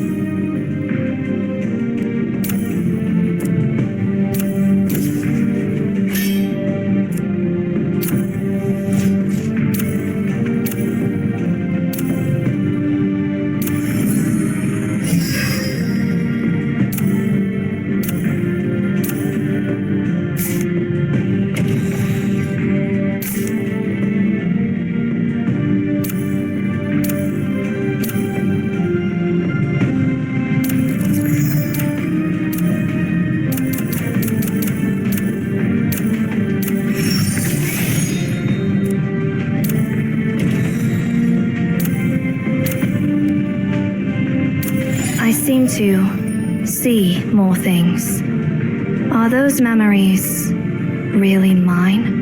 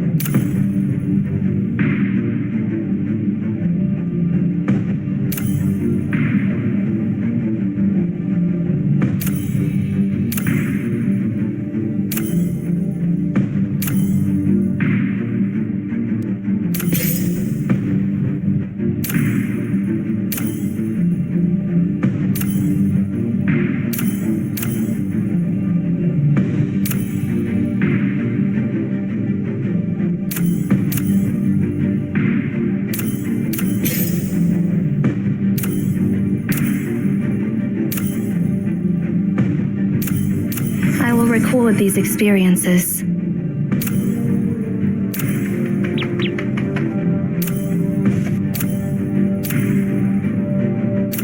With swords and spears by his ears, commanding awe throughout the world.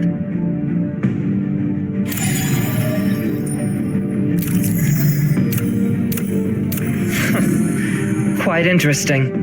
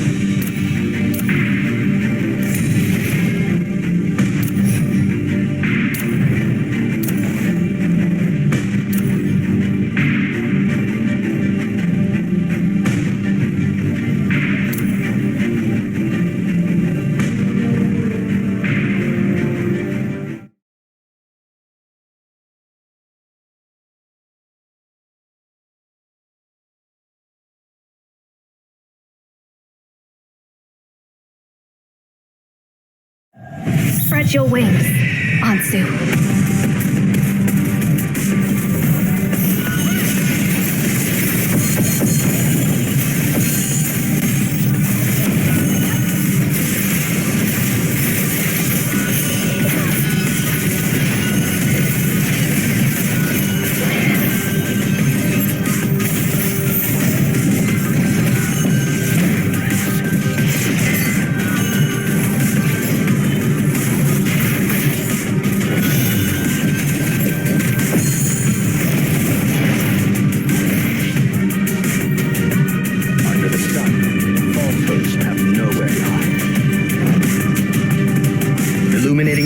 People shining upon the earth.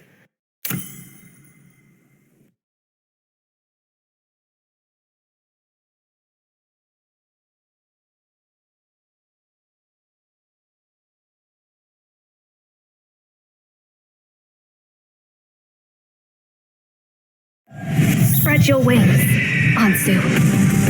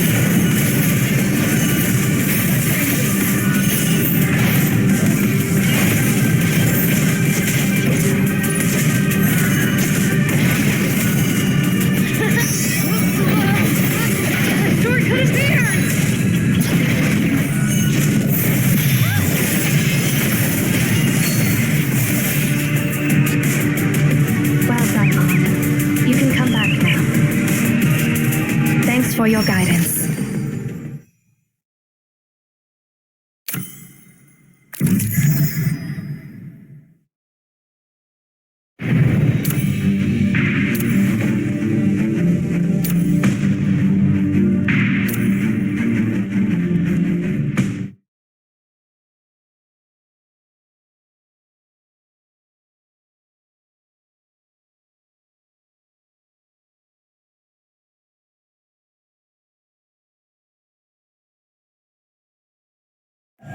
Spread your wings, Ansu.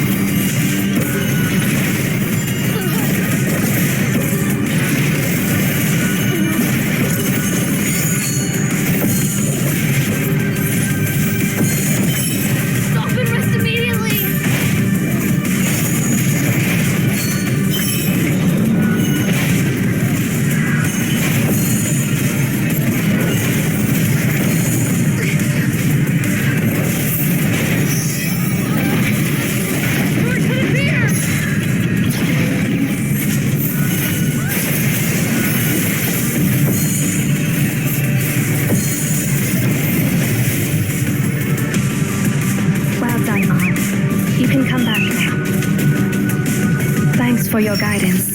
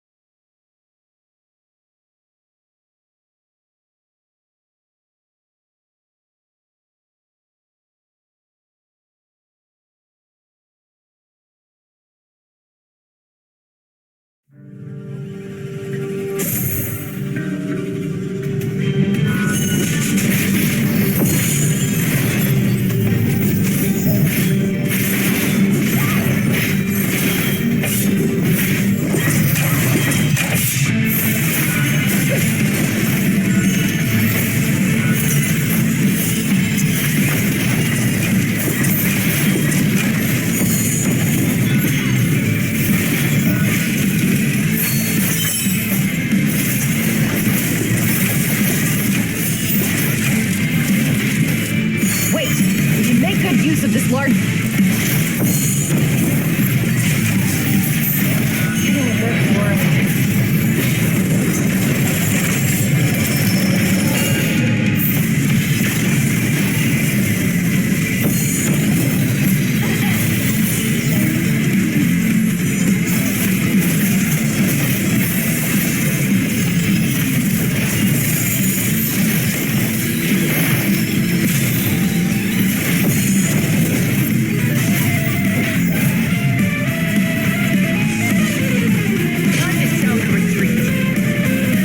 Of weaponry marches to battle, victory is assured.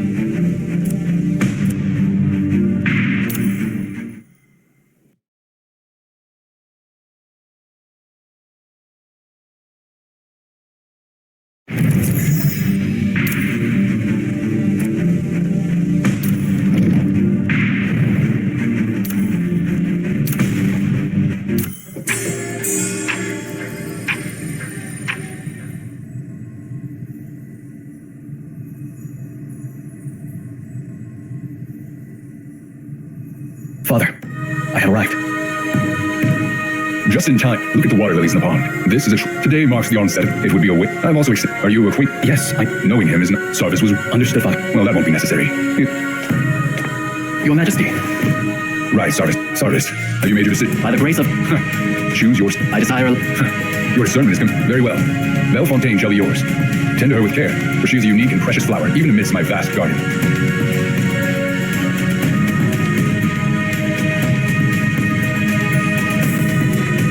Here comes the High Priest as well. Greatness be upon you, my lord. Indeed, at my age, divine favor is required to sustain. Worry not, Father. Your radiance shines as brightly as... But have you ever seen it? I mean, I know. Well, I know. To the best of... However... Well, I've spent too much time discussing a tiny piece of life. Finally. This is the fabled tower that reaches the heavens. Back in Jaffriel, I heard tales of it. The tales spoke of how I always believed the trick from the wit. We are used to debt. This is our share. What shall we do with the subjects of the Arsacid Empire?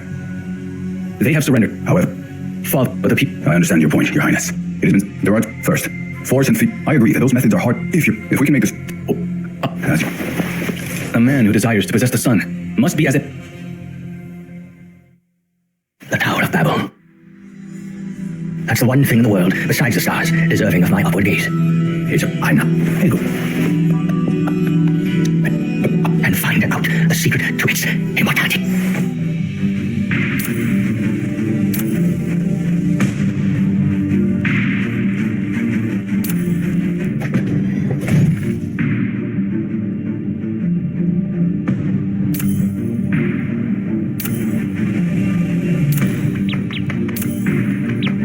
I rarely engage in joint operations with others.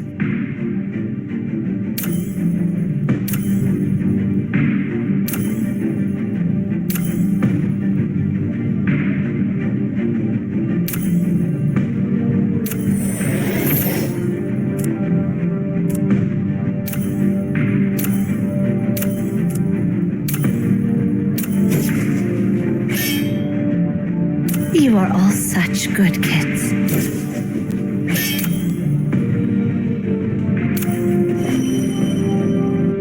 I once had partners, but they all eventually...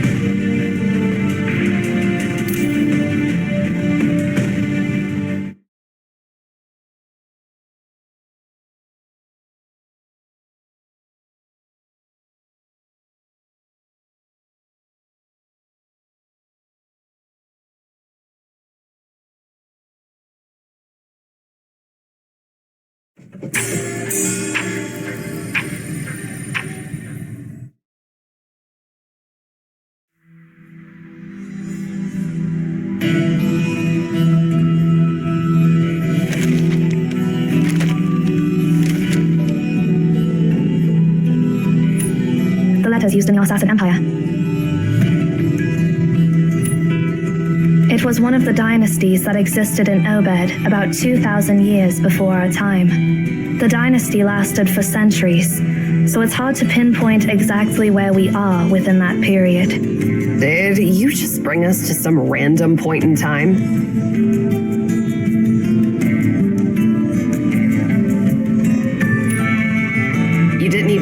specific year or coordinates in mind? Just a vague idea? I can't believe it actually worked.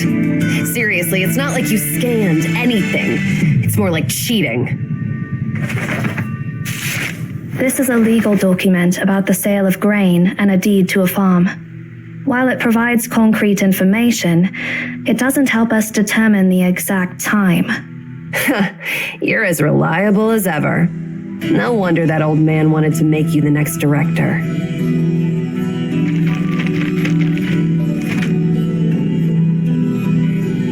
Why did you throw them at me?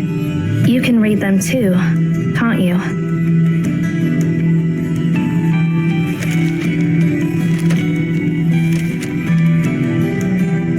Let's see what the heck we have here. Basic math, ledgers, lists of engineers, tax collection records, and tribute lists. All useless information. Wait. I've found something, Zero. This is a record written by the court scribe of the 5th Emperor. He was an unremarkable emperor in the history of Obed. Throughout its long history, Obed has been the center of powerful empires at times. In the east, during his reign, the knowledge stored in the tower is incredibly valuable, so no one would want to destroy it. As much as it pains me to admit it. Yep.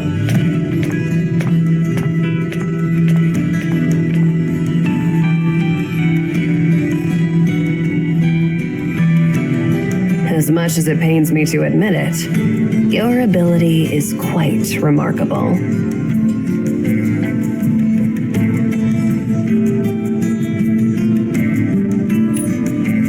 If I remember correctly, this is the second time you've asked me a question like this. My answer is still the same. But since this is your second question, I think it's best to give you more information. Arishan is the daughter of the previous director. Before my arrival, Cosmos planned to appoint her as the next director.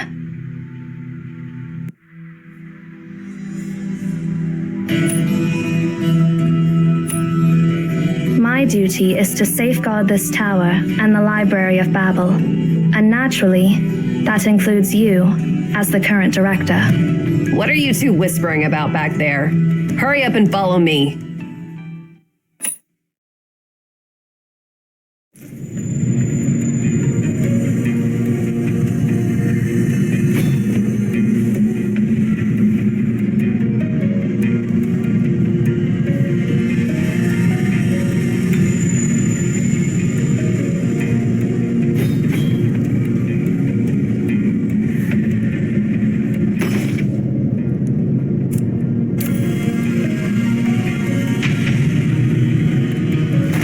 Rudimentary ancient device.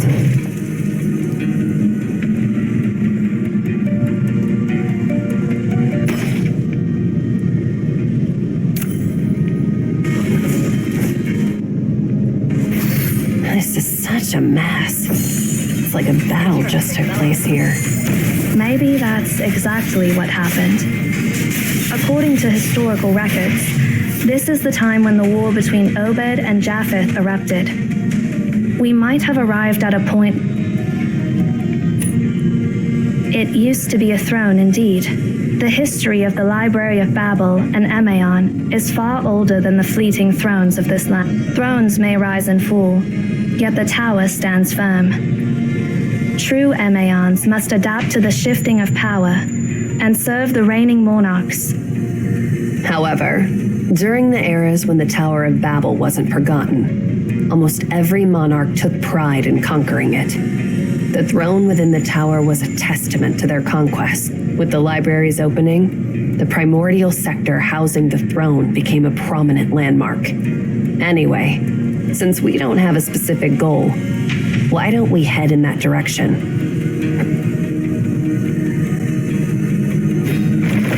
The main path ends here. Let's check out what's below.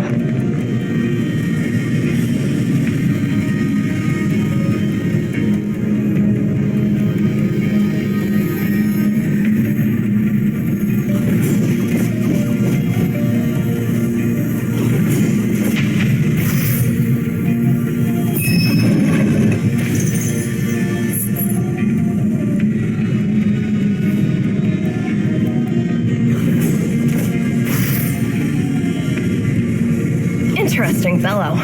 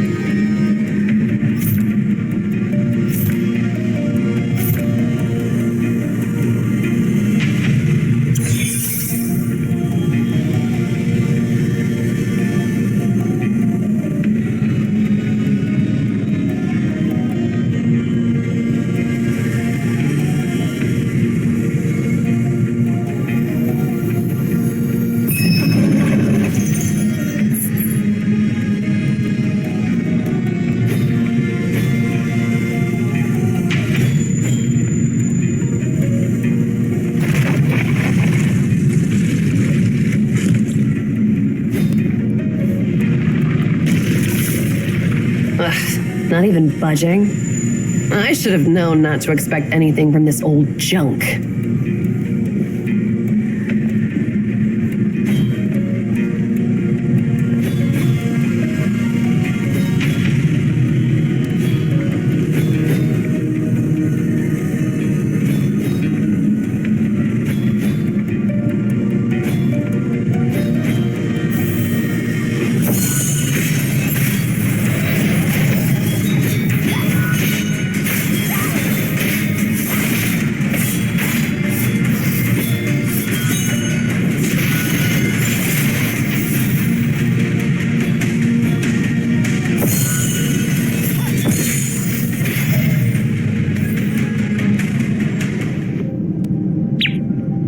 Who's there? Wait.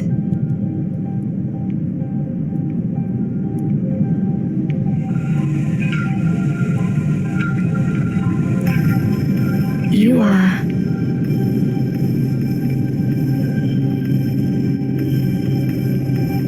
You're Outlanders. No, wait. The symbols on your clothes. Zero, you explain it to him.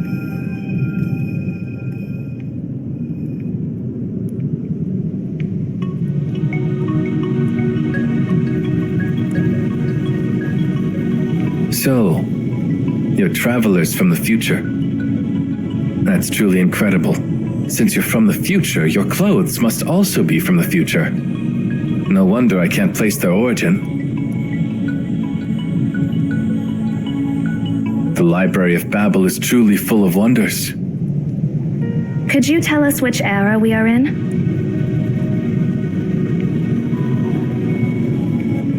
Since you're from the future, you probably already know that the current ruler of Obed, the 5th Emperor, is a disappointment. Yeah, and we know that the Al-Sassid Empire was at war with the Japheth Empire. Has the war ended? The war has ended.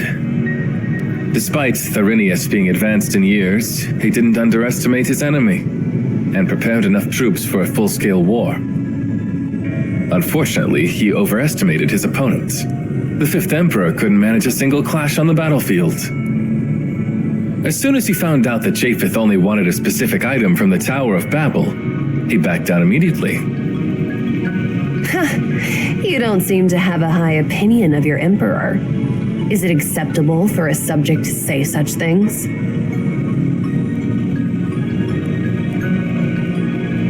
Emperor. He's far from deserving that title. You mentioned that Japheth only wanted a specific item from the tower. What is it? I've heard that Rubicon's ultimatum mentioned Memphis's god of the sun. I've seen it a few times, but it's disappointing. It's just a huge metal ball that doesn't seem to have any connection to the sun other than its shape. I heard it was a trophy captured by Obed's past monarch, Emperor Darius, after conquering Memphis. The item was sent away by Rubicon a few days ago, and it should be close to the Ephrathoth on the coast of the Philistine Sea by now. Then it will be loaded onto a ship and sent to Javriel. Looks like we're too late. No, not yet. 2,000 years ago, Ephrathah by the Philistine Sea witnessed the final glimmer of Arten. Ephrathah by the Philistine Sea? Hold on. The star of History sure love.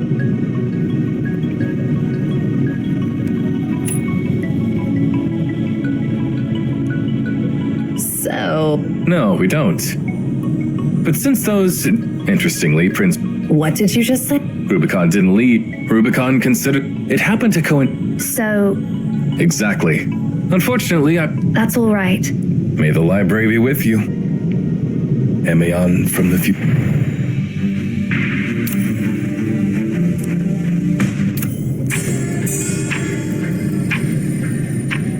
Now we know exactly what to do next. Hopefully, we'll find something this time. Since the Japhethians are after that copper sphere, they must have heard something about it.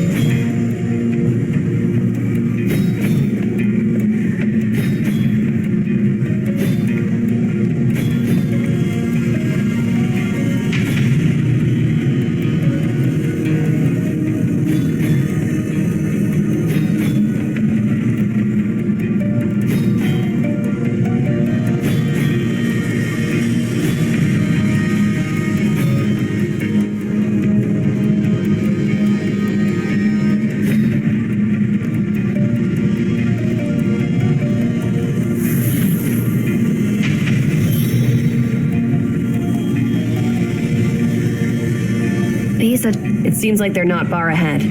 Let's hope we can still reason with those Japhethians and...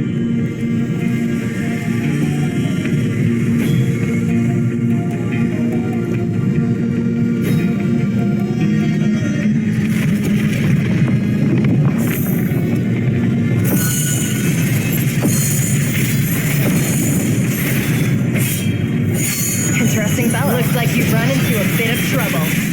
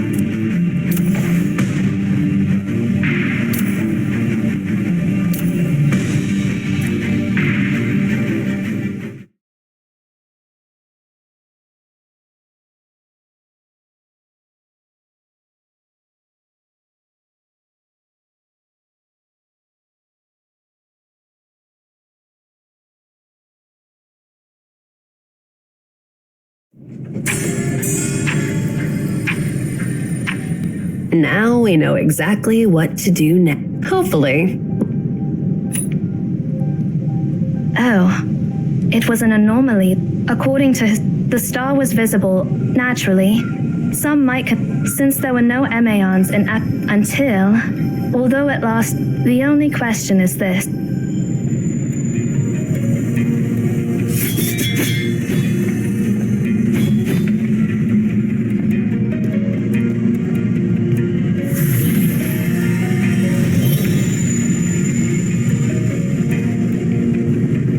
These are traces. It seems like they're not far ahead.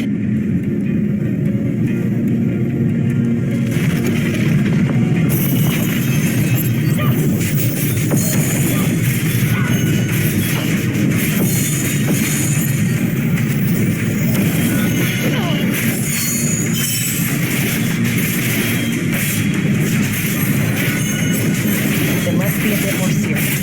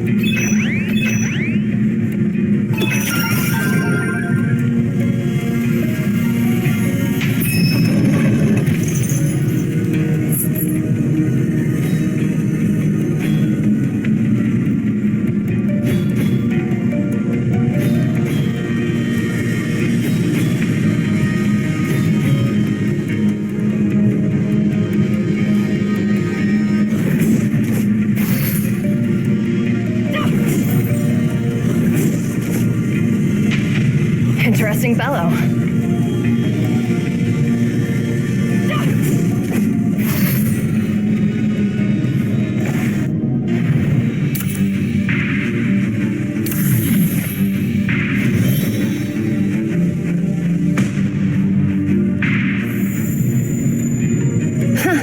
Seems like those unwanted Japethians are having some trouble too. So, if we lend them a hand now, they'll be more cooperative, right?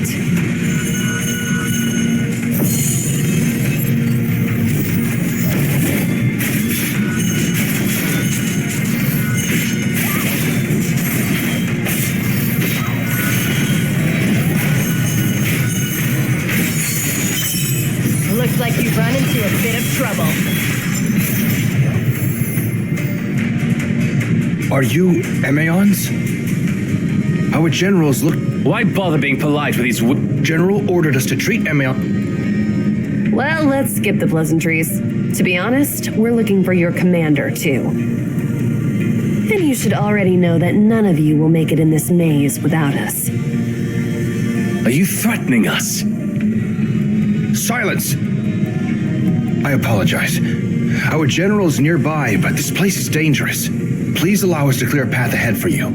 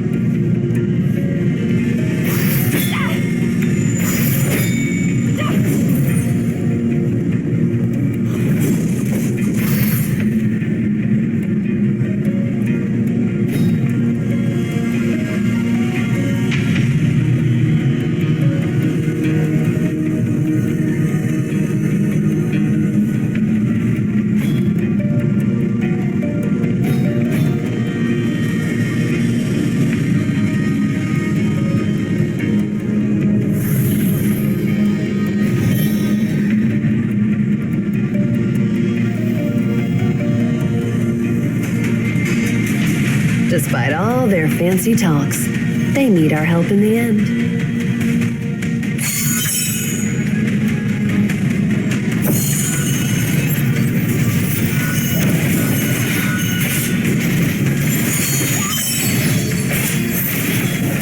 Take a seat. Four. Onto. End it all.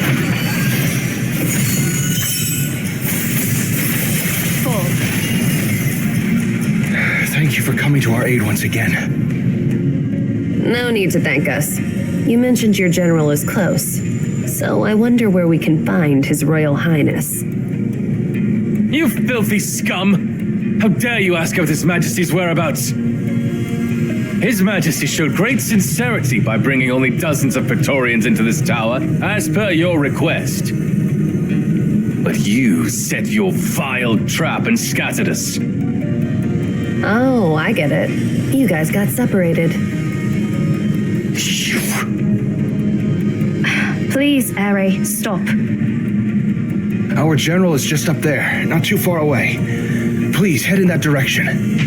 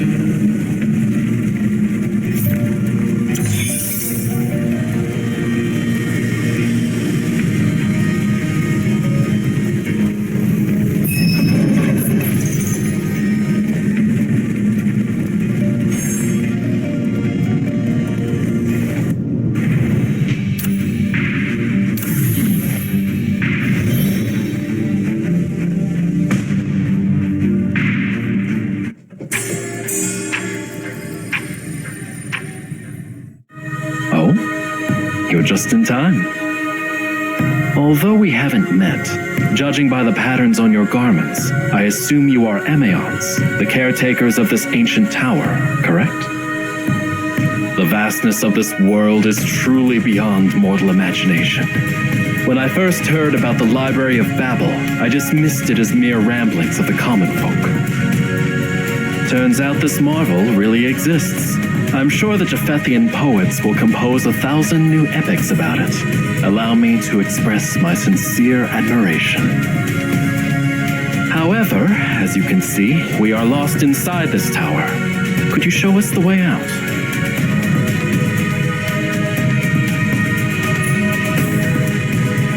Watch your tongue. A commoner like you has no right. It's all right. They're the hosts here. It's only natural for them to ask the name of their guests. I am Sardis, a senator of Japheth and a general serving Prince Rubicon. Lord Thuranos is a benevolent emperor who welcomes scholars from all corners of the world. We will be returning in a few days, and if you are interested in joining us, I can take you back to Javriel. But of course, that's on the condition that you lead us out of this fantastic labyrinth. I've heard that Rubicon's ultimatum mentioned Memphis's god of the sun. Until just now.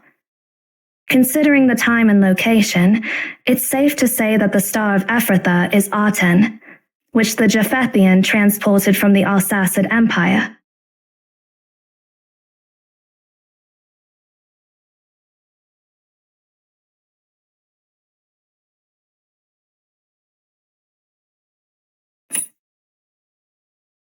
Atem, you mean the ancient god of the sun in Memphis? We've traveled all the way here to retrieve it. Do you have a problem with that?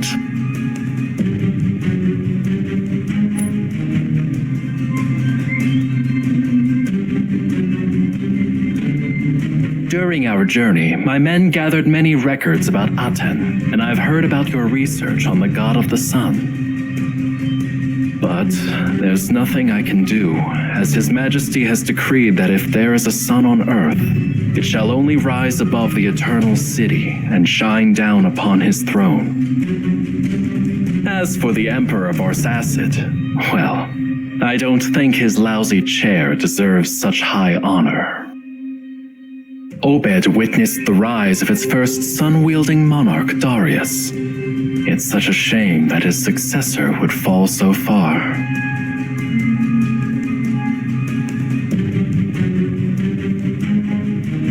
Since you've come here for Aten, you must know how to harness it, right?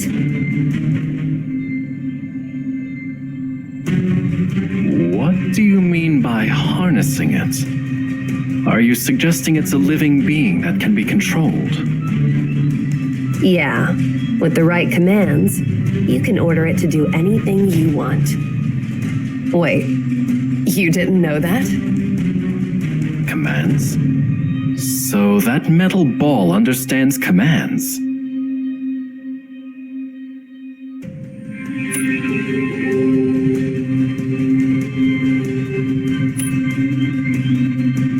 Float, Ephrathah, deactivate? I'm utterly puzzled by what you're saying. I've heard that Emeon means mouthpieces of the gods in ancient languages. It is said that your task is to listen to prayers and provide answers, not ask questions. If you have forgotten your duties after all these years, I don't mind reminding you.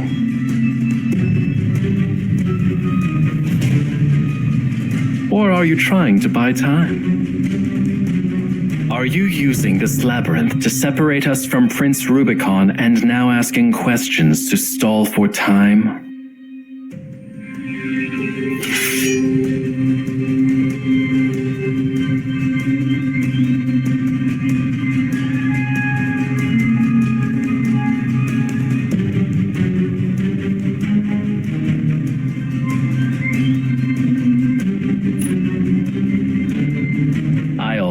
This is a misunderstanding, but your words and actions lack sincerity.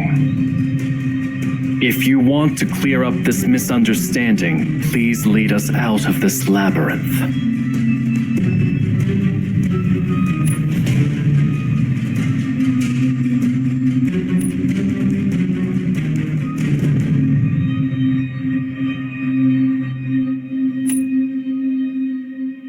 What a shame. It seems you're intentionally delaying my return to His Highness. We have traveled all the way here, but failed to find worthy opponents, and my soldiers are eager for a proper fight. Now I'm afraid I'll have to ask you to fulfill their wish. Show us your legendary skills, Emaons. Take them down!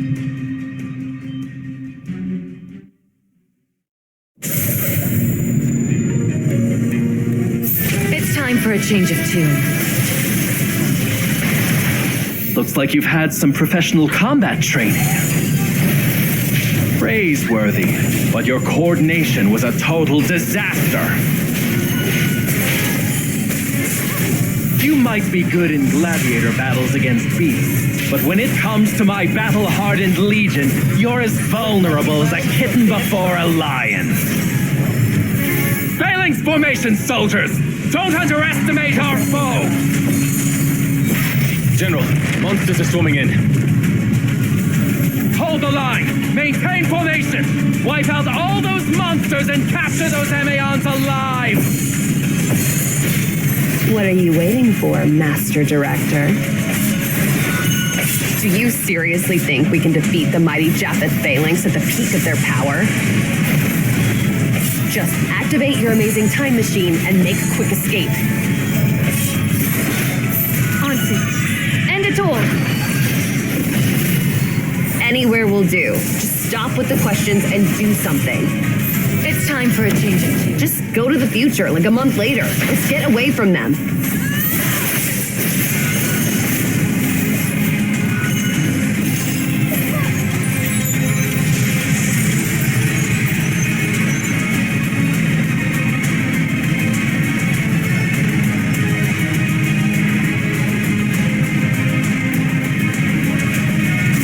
Time travel.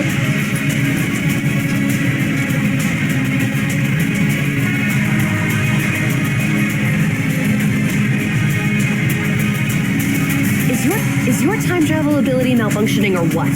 Are you sure you've sent us a month ahead? Please stand down.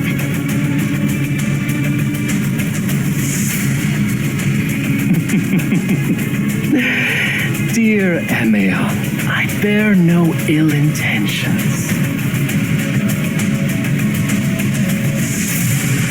Have you forgotten our agreement?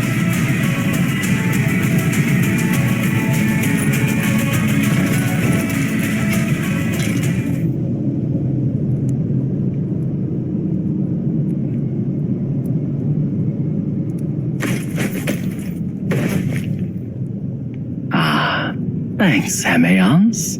You truly are the mouthpieces of the gods. Following the divine words you delivered, we managed to appease the wrath of the god of the sun. It is you who have saved the world from destruction and allowed us to witness the true sun once more. The people of Japheth, the Arzacid Empire, and all other regions should be grateful for the news you brought.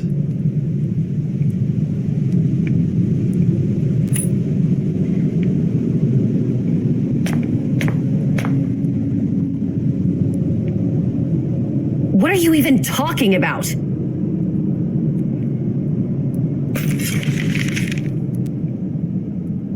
I apologize for my excessive enthusiasm. This is the note you asked me to write down.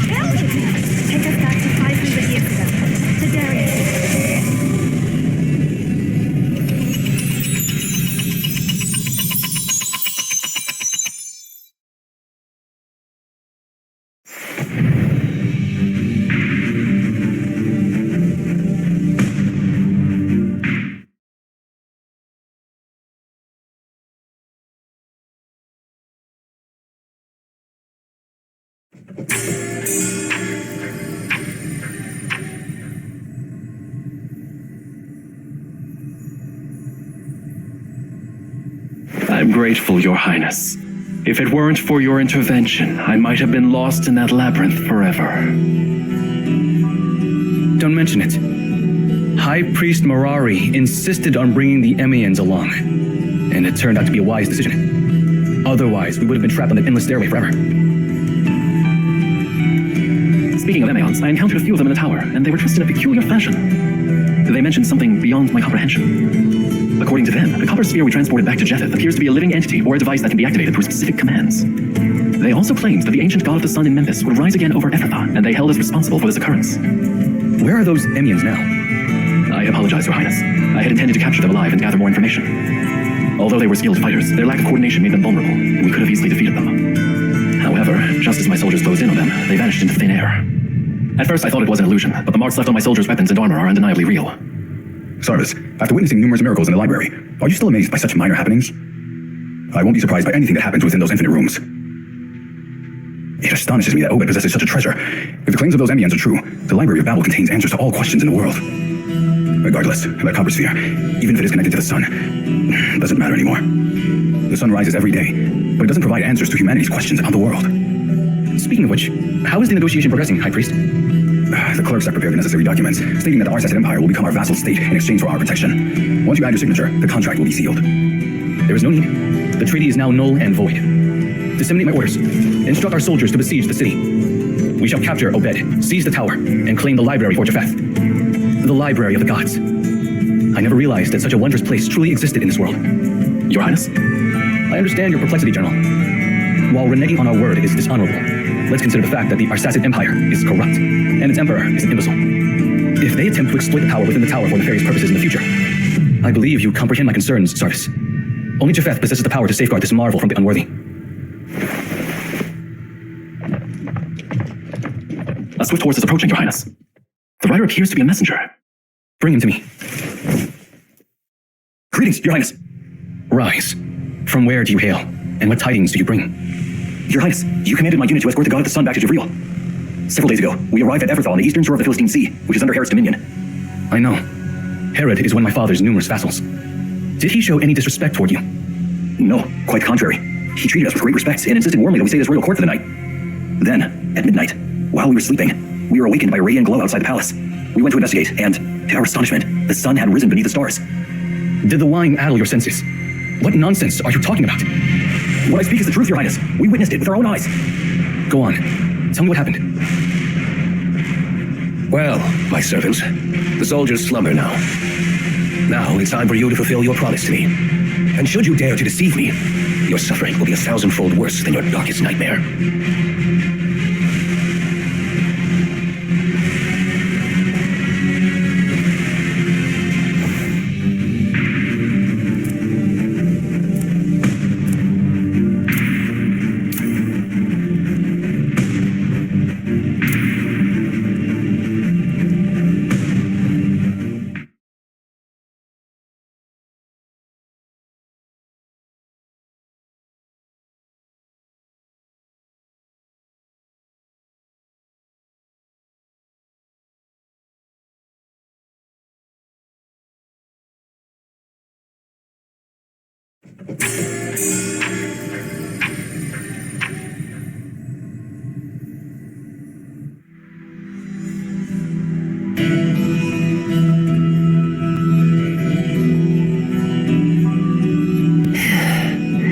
I take back what I said about our director being an imbecile. Having a time machine at our disposal is actually pretty convenient.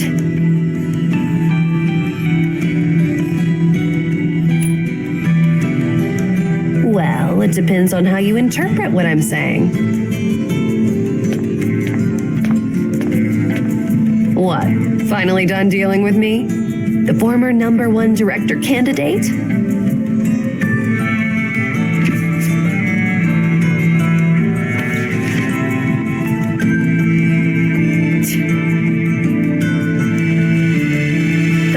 Letters of Obed Royal Family.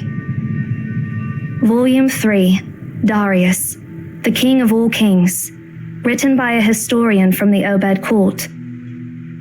The second half is blank. Looks like this volume is incomplete. It appears that we...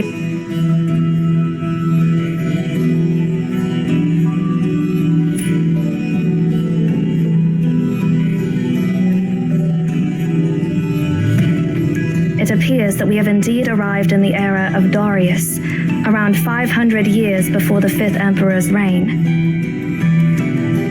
That Emeon we encountered mentioned that Darius was the one who first brought Aten from Memphis to Obed. Sarvis also mentioned that Darius was the first ruler of Obed to harness the power of the sun. I see. The fact that the Japheth soldiers didn't know the command to activate a 10 suggests that it had already...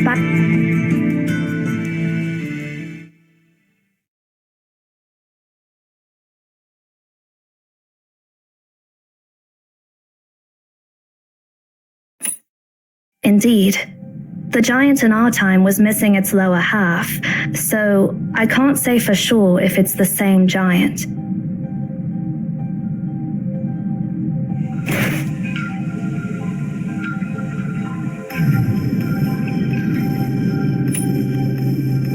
Just to confirm,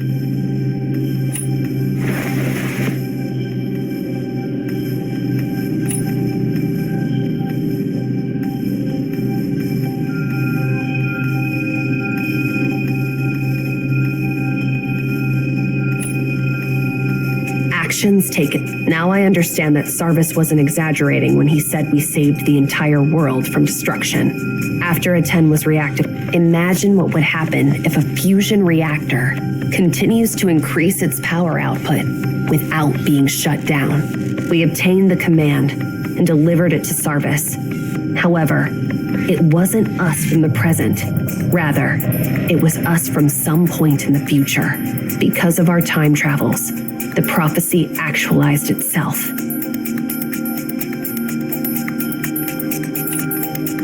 Sure. There is no other choice.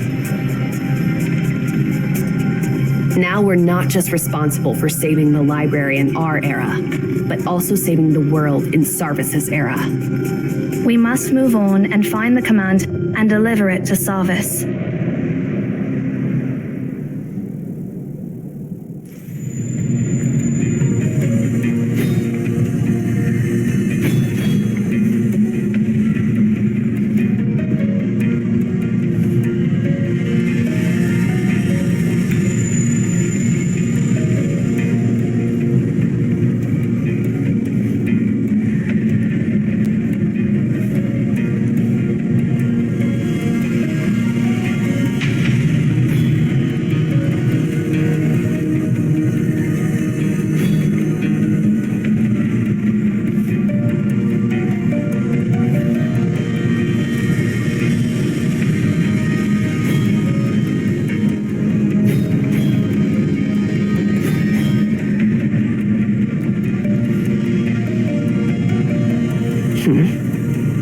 Judging by their attire, they must be the Immortal Army, Darius's Praetorians. Of course I know that, but why are there so many Immortal Army soldiers wandering inside the library in this era?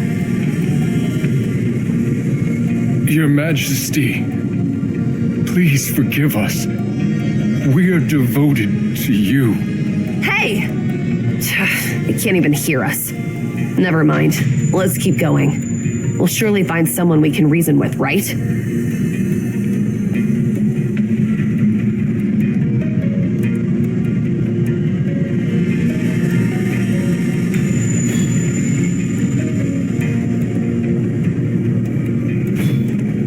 Those who betray His Majesty will pay with their lives. In the mighty name of Darius, the King of all kings.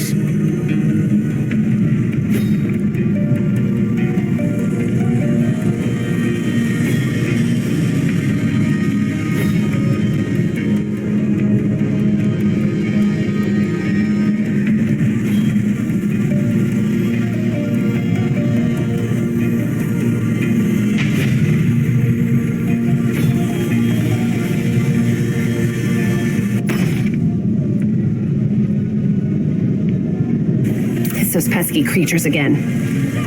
Hey, Use your time-stopping ability on them.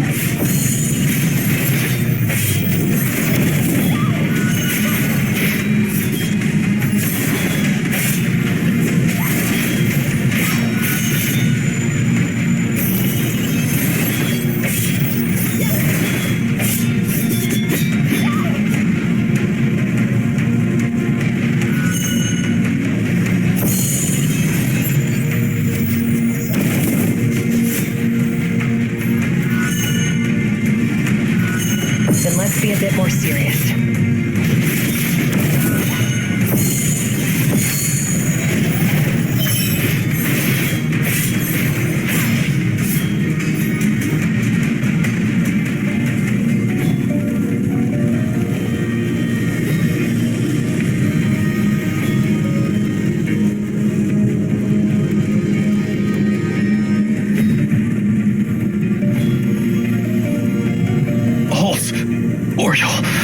End up like the sacrifices hanging there.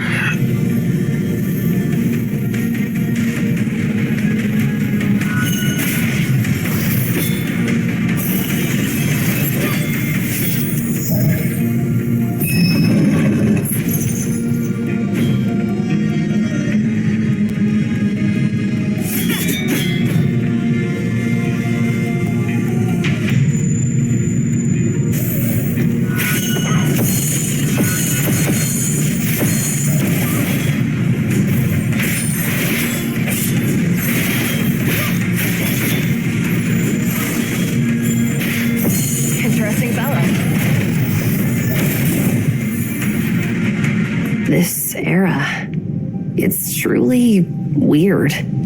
Obviously, those immortal army soldiers have been wandering around inside the library for quite some time. Otherwise, what exactly happened?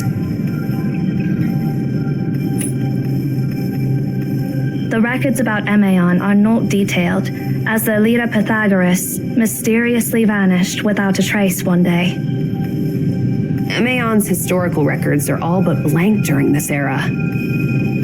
There are simply too many coincidences happening in this era. We need to be extra cautious.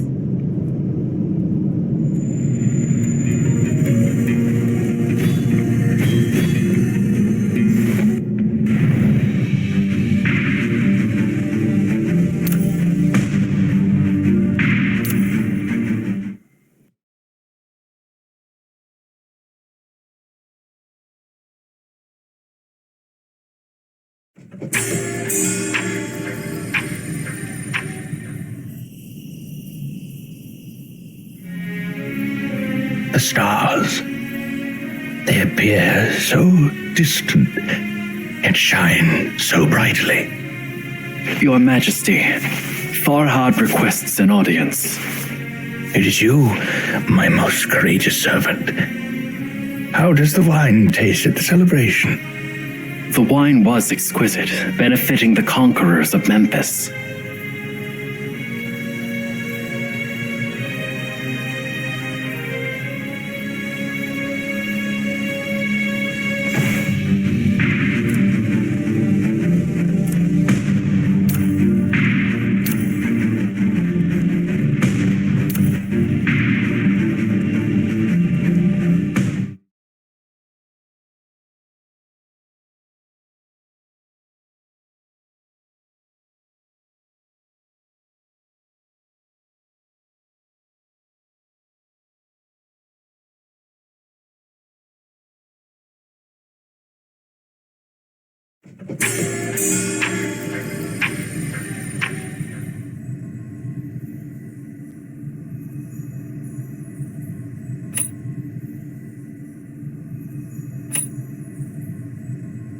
You're right. If we can find a reasonable... Let's go. We don't have much time.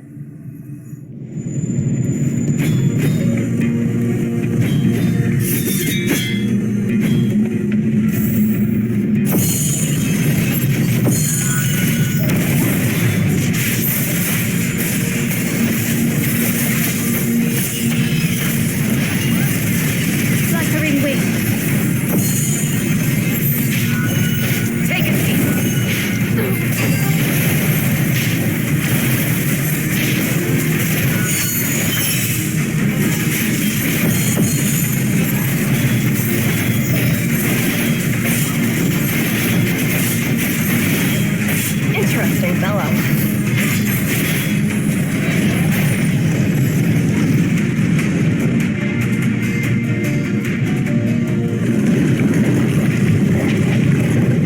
Wait, isn't that the shoddy artifact that wouldn't even start? So is it working now? Those who offer themselves to His Majesty will be rewarded 100-fold.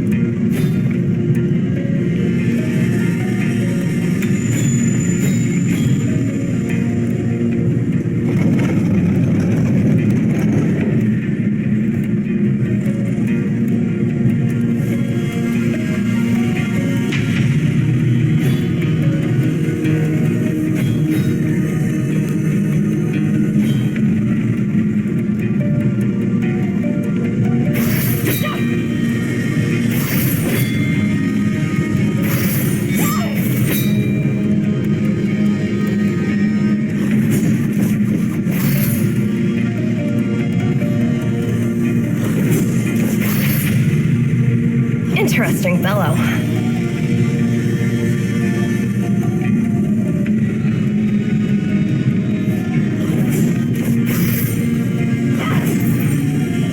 Interesting fellow.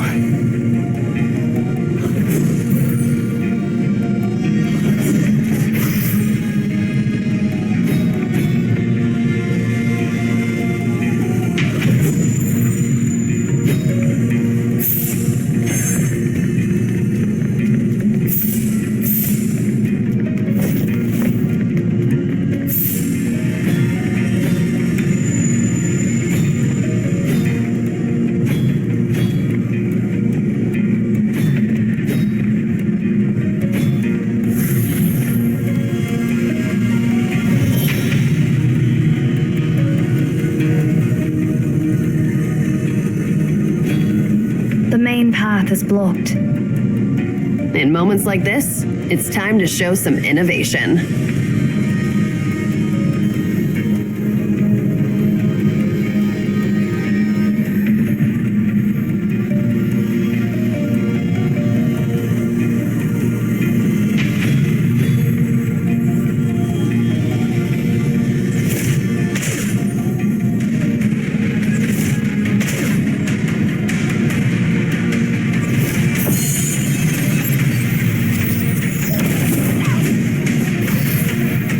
Interesting fellow.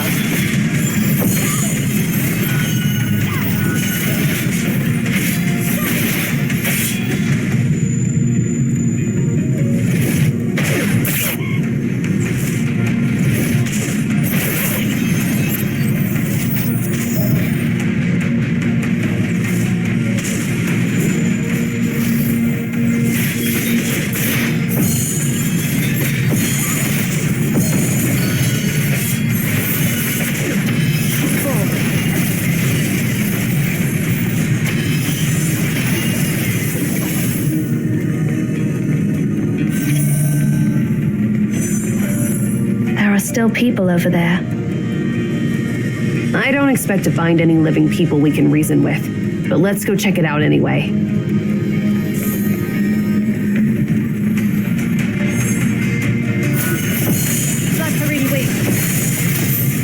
Looks like you've run into a bit of trouble.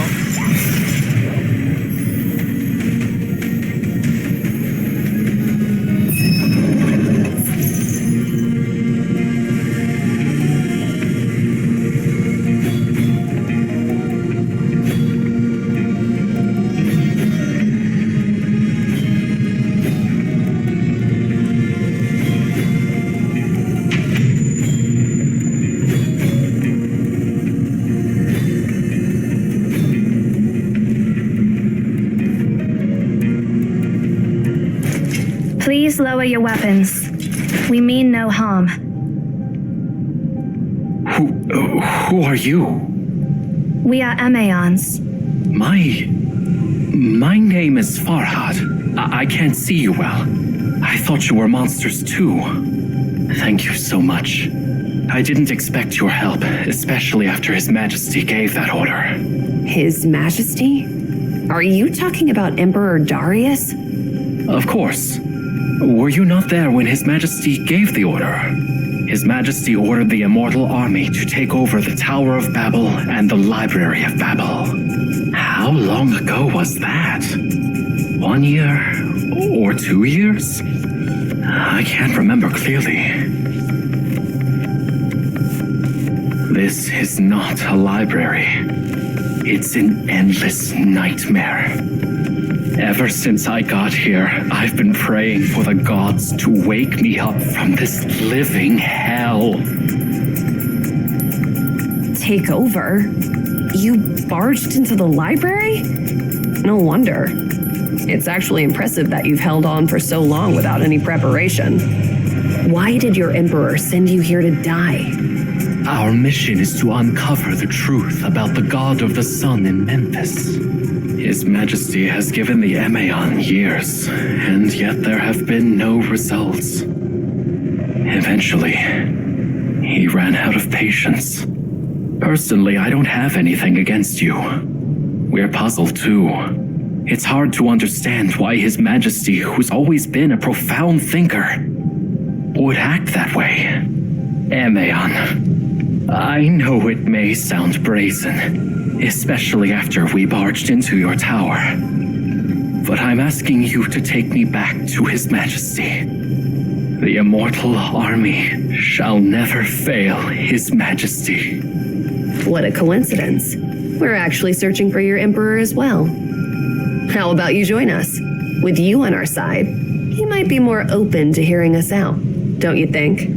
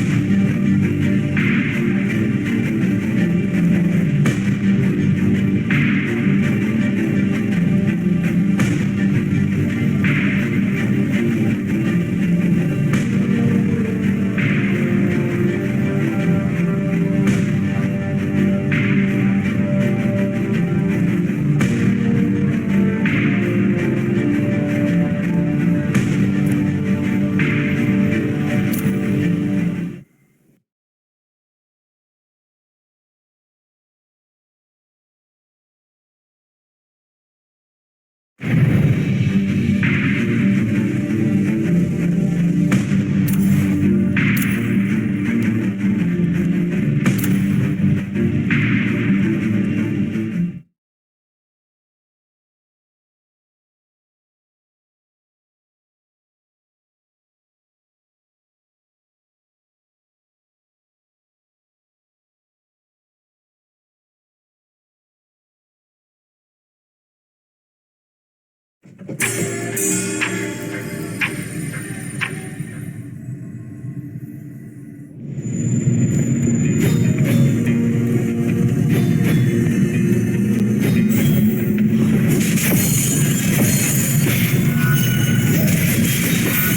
a seat.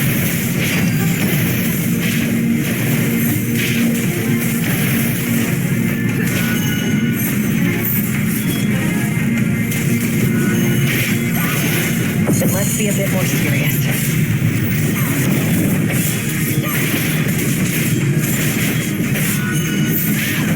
Take a seat.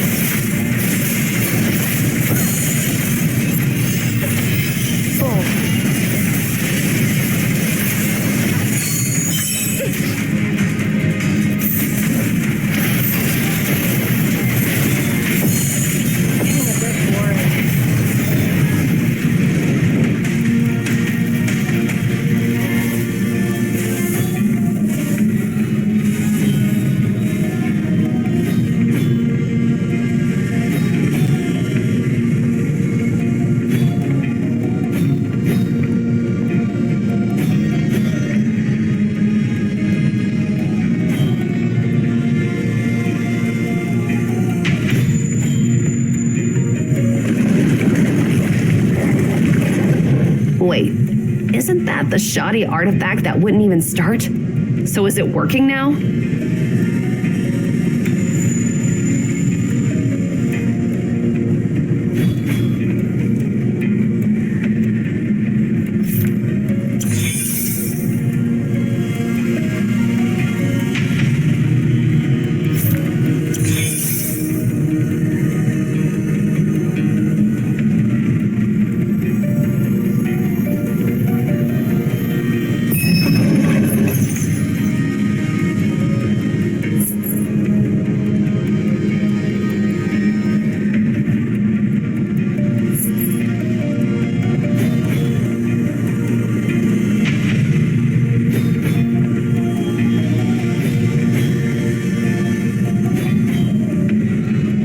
Those who offer themselves to His Majesty will be rewarded 100-fold.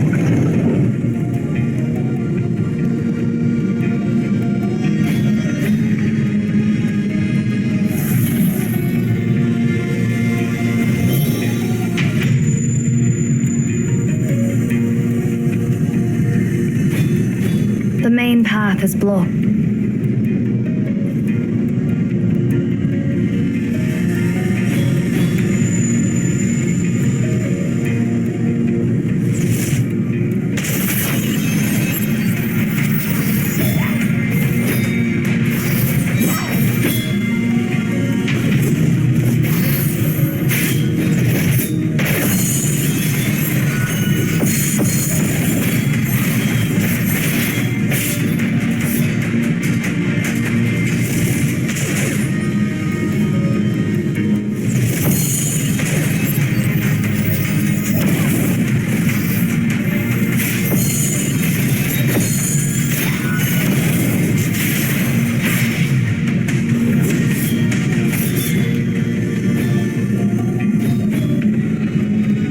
Still people over there.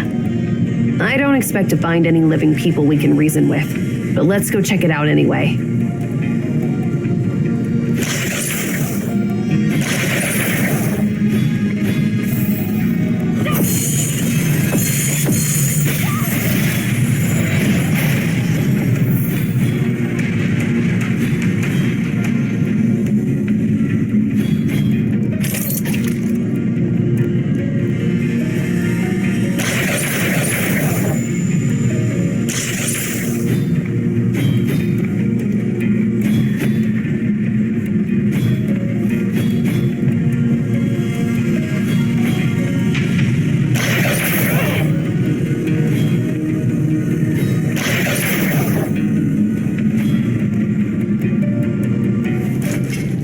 Please lower your weapons.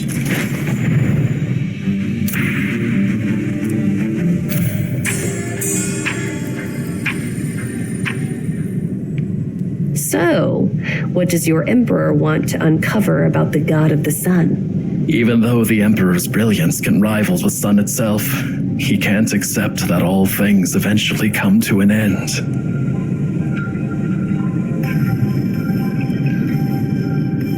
Rumor has it that the god of the sun of Memphis is immortal. Therefore, His Majesty wishes to unravel the secret to immortality, hoping to find methods that will grant him immortality. In this vast library, there must be a scroll or something that holds the key to harnessing the power of the God of the Sun. His Majesty's goal is to conquer distant stars. And we, the immortal army, must find that divine scroll.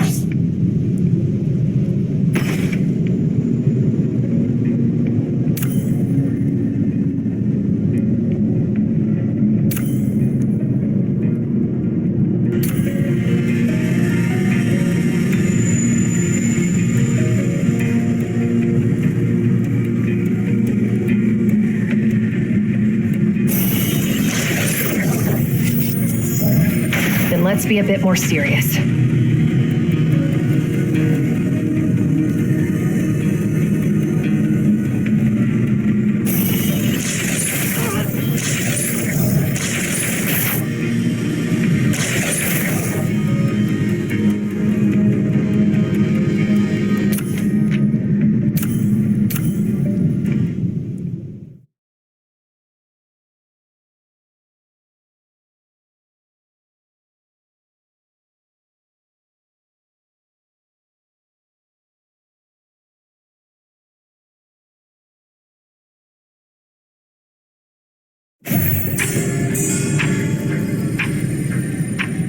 So,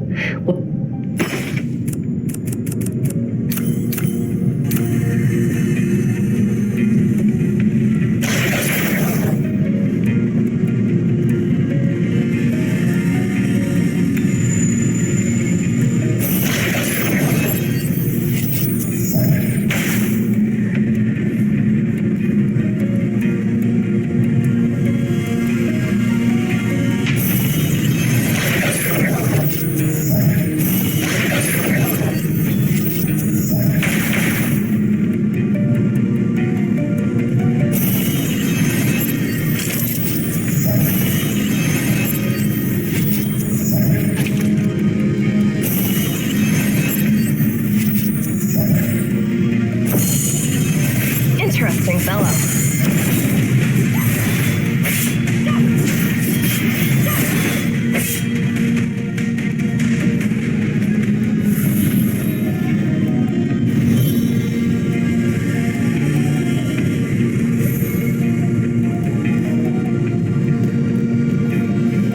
Those who betrayed His Majesty shall remain silent forever.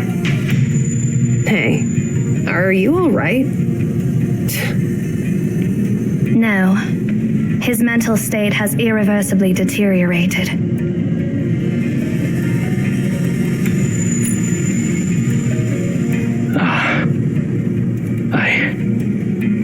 I apologize, esteemed Emaons. I wasn't myself. Sit down and take a break. You don't have to put up a strong front here, because there's no emperor who requires your worship. I appreciate your kindness, but I don't deserve forgiveness. I made a solemn vow to His Majesty that I would never stop my journey until His realm reached the ends of the world. Yet here I am, empty-handed, a disgrace to His Majesty's glory. I feel ashamed to admit that I've known for a while that my time would come soon. But His Majesty once said he would share his dreams and glory with us. I want to return to His Majesty's throne before drawing my last breath. Please, Don't let my journey end here.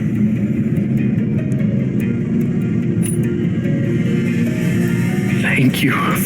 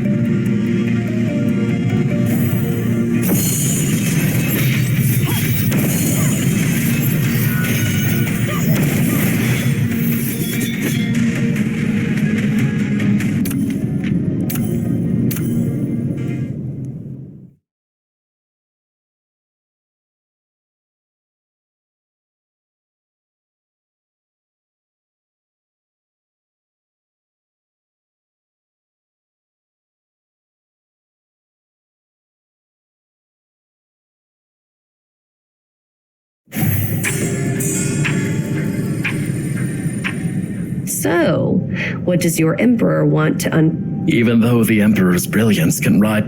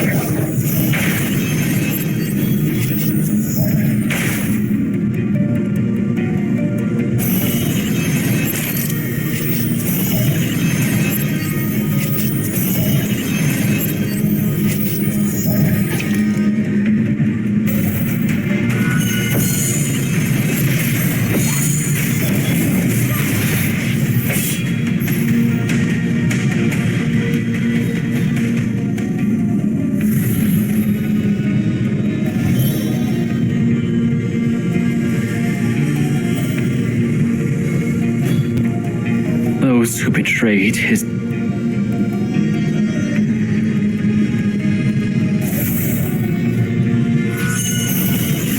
Interesting fellow.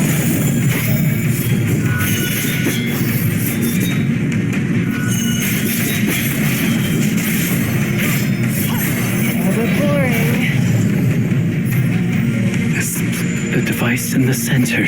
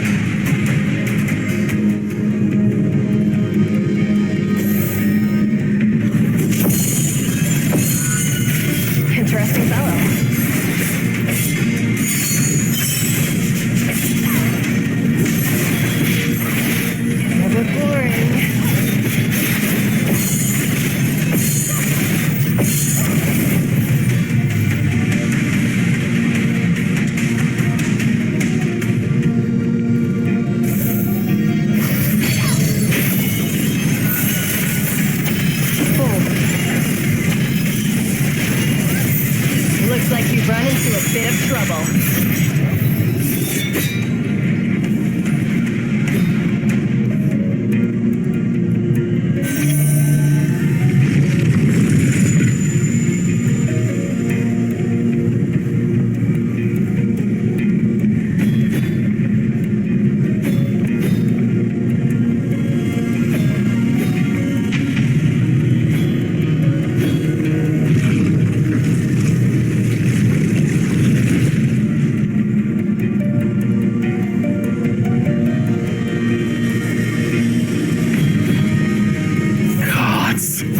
If you actually exist, why did you stay silent when His Majesty asked his questions? Answer. End it all.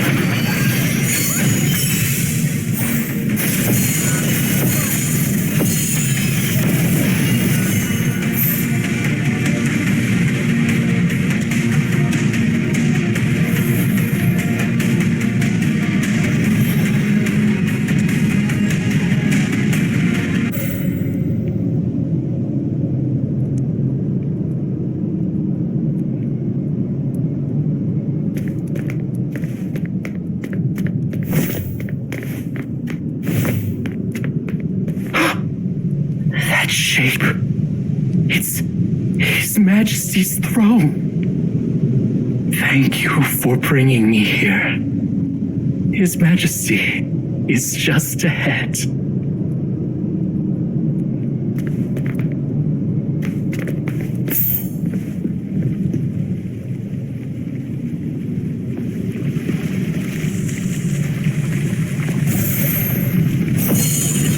It's time for a change of tune.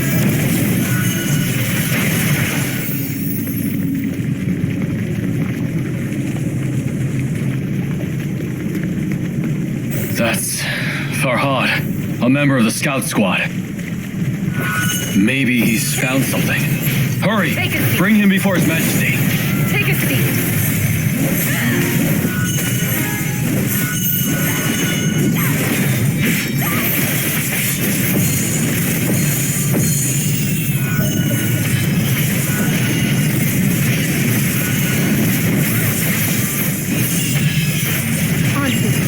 End it all.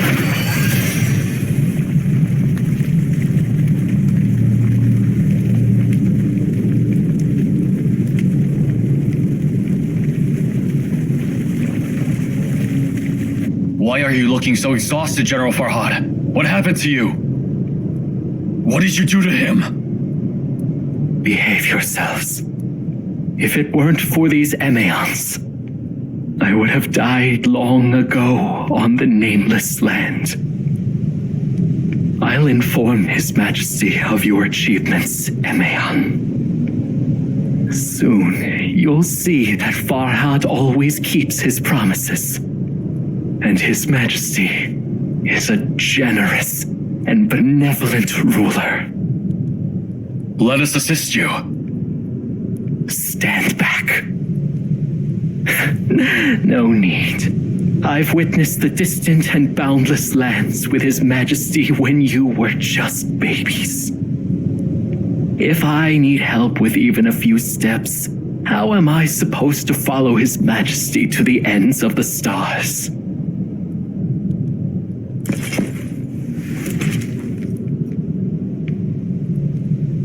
What is happening?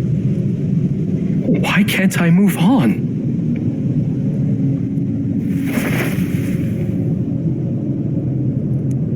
I'm so ashamed to request that Your Majesty descend from your throne.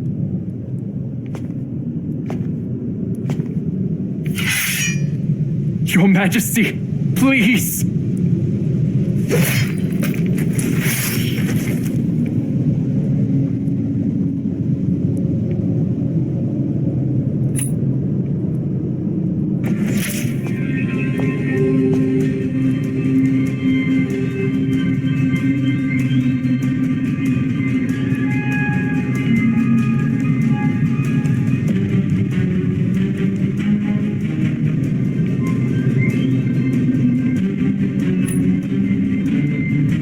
Shut up.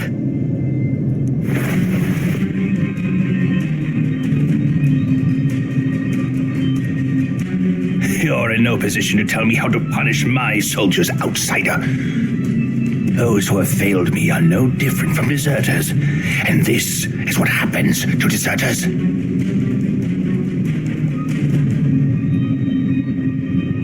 Pythagoras, are they your companions?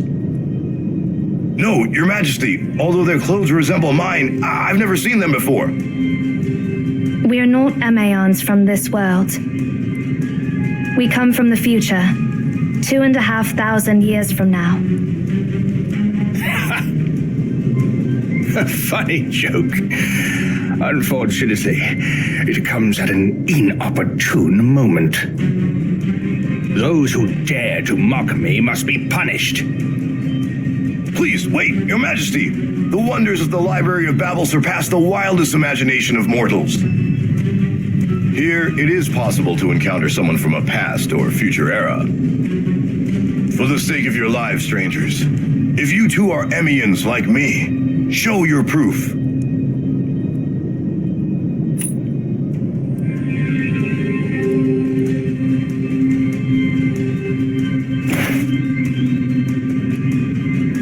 This is a fragment from your crown. Indeed it is. Where did you get this weathered fragment from? From 2,500 years in the future. By then, it had become an antique. Interesting. Let's assume what you said is true. Answer me this. Who rules over Obed 2,500 years from now? I can't answer your question because Obed has no need for a ruler that far in the future. I see. You can provide me what I desire either. Lead the way forward, Pythagoras. As for these useless freeloaders, get rid of them, my soldiers.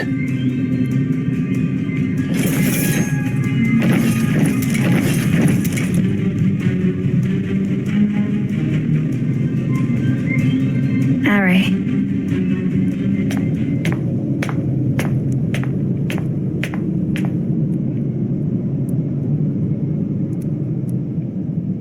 Your Majesty, please forgive our rudeness.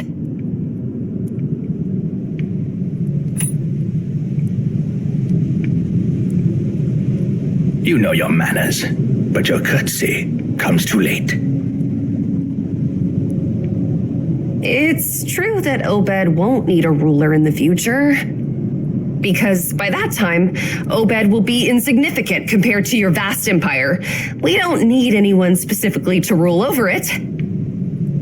The fragment you just saw is a gift you gave us yourself.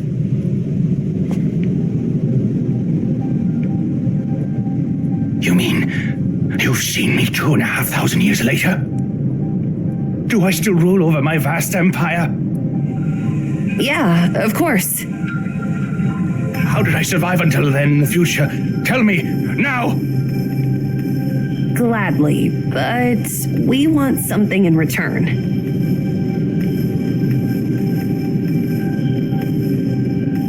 Even those who call themselves the mouthpieces of the gods are nothing more than mere mortals after all. Your wish is granted.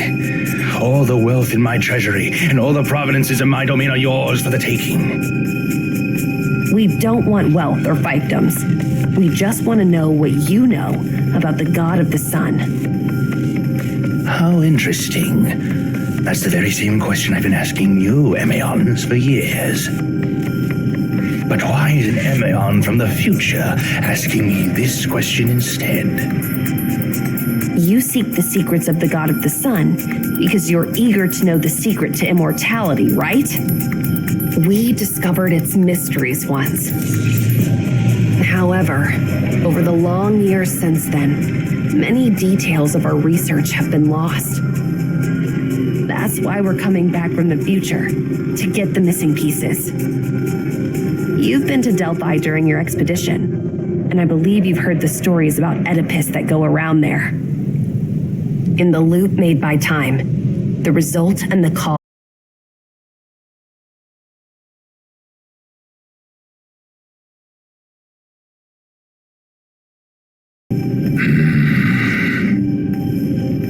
Nothing but lies.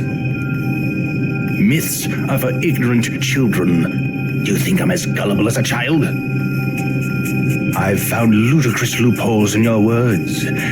Since the me in the future already knows the secret to immortality, why didn't that me ask you to tell me the secrets directly?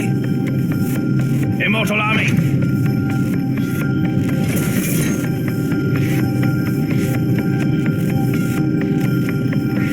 Those who deceive me will pay with their lives. Of course, you can just kill us, Your Majesty. But at the moment we're killed, the casual loop in the timeline will be severed. If you don't learn the secret to immortality now, you, your empire, and all the feats you will achieve in the future will simply go up in smoke.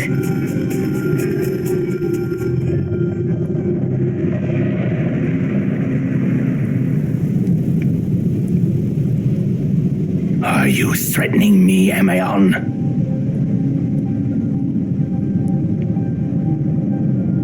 No. As a scholar, I'm simply telling you what might happen because of your actions. Whether to trust us or kill us on the spot, the choice is up to you. I'm sure you already have an answer in your mind. Well, indeed. A nasty tone unique to Emaon. Lay down your weapons, for now.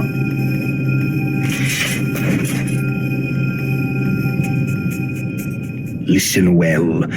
I sent my people to collect many ancient documents and summon many scholars while I was in Memphis.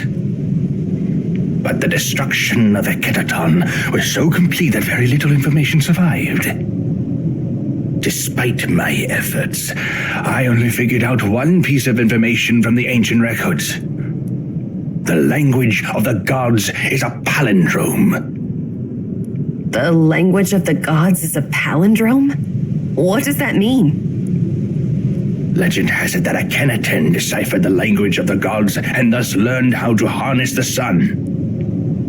The language consists of a huge number of palindromic words. While they are written exactly the same forwards and backwards, they cause the god of the sun to perform very different behaviors. That's all I know. I didn't have access to the vocabulary. As soon as I returned to Obed, I shared this discovery with your companions, the Emaons of this era. But unfortunately, it didn't help them with the task I assigned them. Now it's your turn. Tell me, have you figured out the secret to immortality?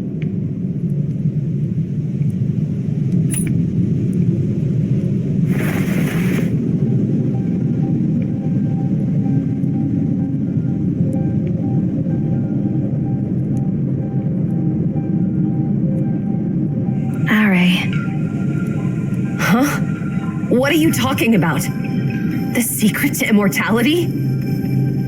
It does not exist!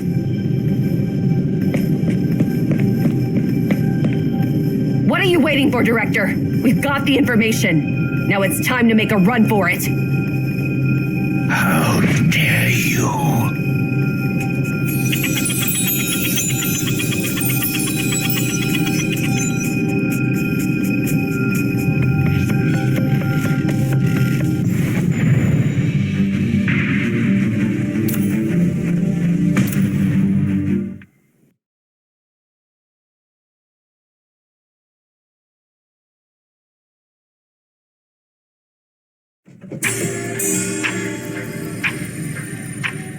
Don't you dare run away! How dare you deceive me! Your Majesty, please calm down. Your Majesty.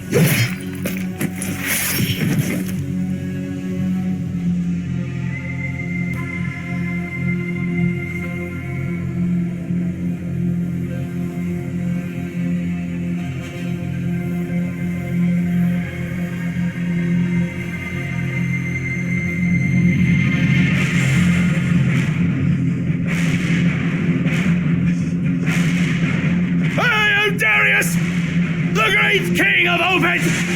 The king of all kings! I shall bestow grace upon the faithful and punish the disloyal!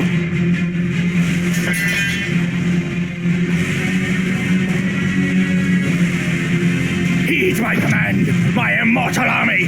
Hunt down those Emaons! From this place to the end of the world! From this moment until the end of their lives, or yours.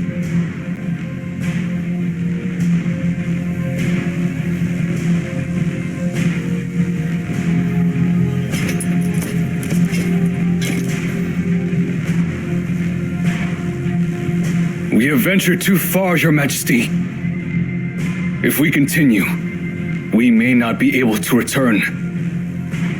The paths ahead, not even the Emians have explored them. Emions.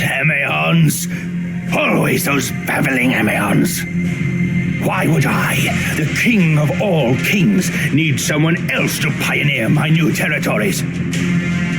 Wherever I go, it is my domain. And whatever I say, my words shall shine like the sun. From this day on, cease all support of those Emions. We don't need those false mouthpieces of the gods. But, Your Majesty, what about Pythagoras?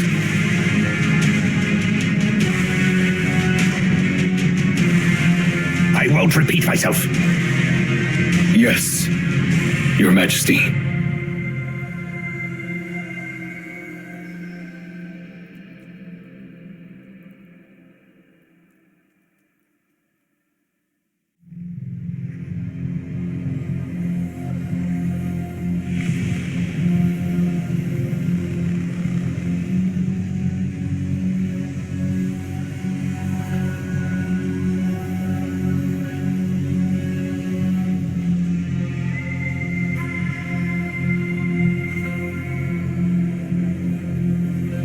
You are... Wait! Please, spare us. I beg you.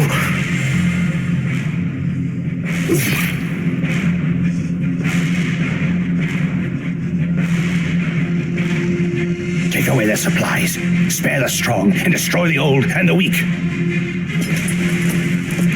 What is happening? Why do you defy my orders? Have you forgotten what happened when we crossed the Memphis desert? If we hadn't plundered the caravan, it wouldn't have been us celebrating under the magnificent waterfalls of the Memphis River. Carry on. We have a long path ahead, and we must not stumble here. Yes, Your Majesty.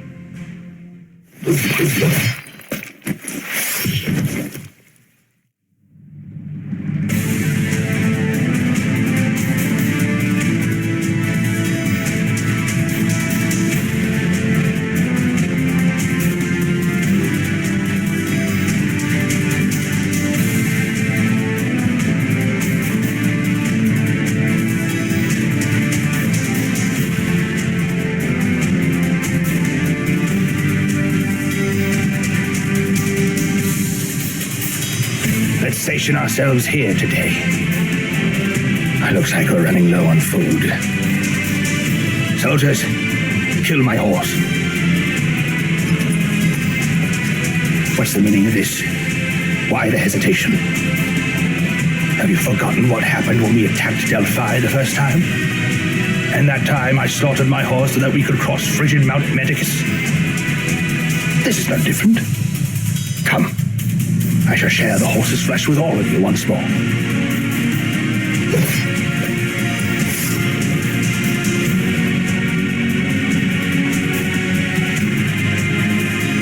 My warriors. My warriors.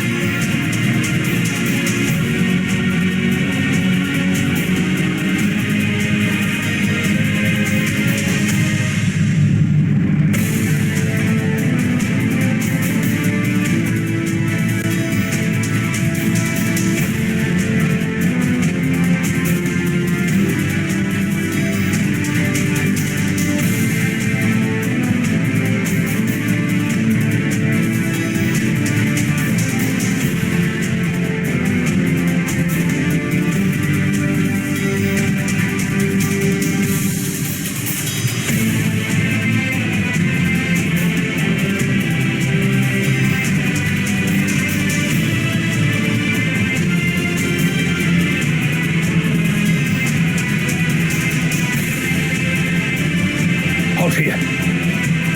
We need a break once in a while. I grant you a brief reprieve. These books on the shelves are unlike any I've seen before.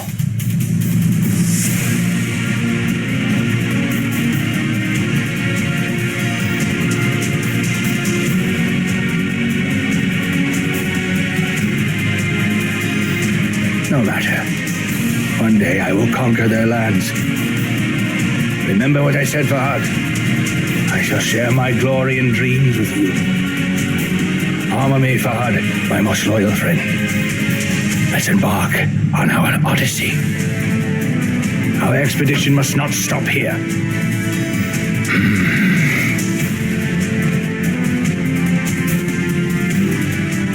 Fahad, if you choose not to accompany me on this quest, it's all right.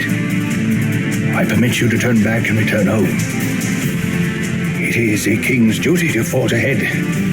As my subject, your duty is to spread news of my accomplishments throughout the world. Go back, Fahad. Whether in life or in death, you shall forever be showered in my grace.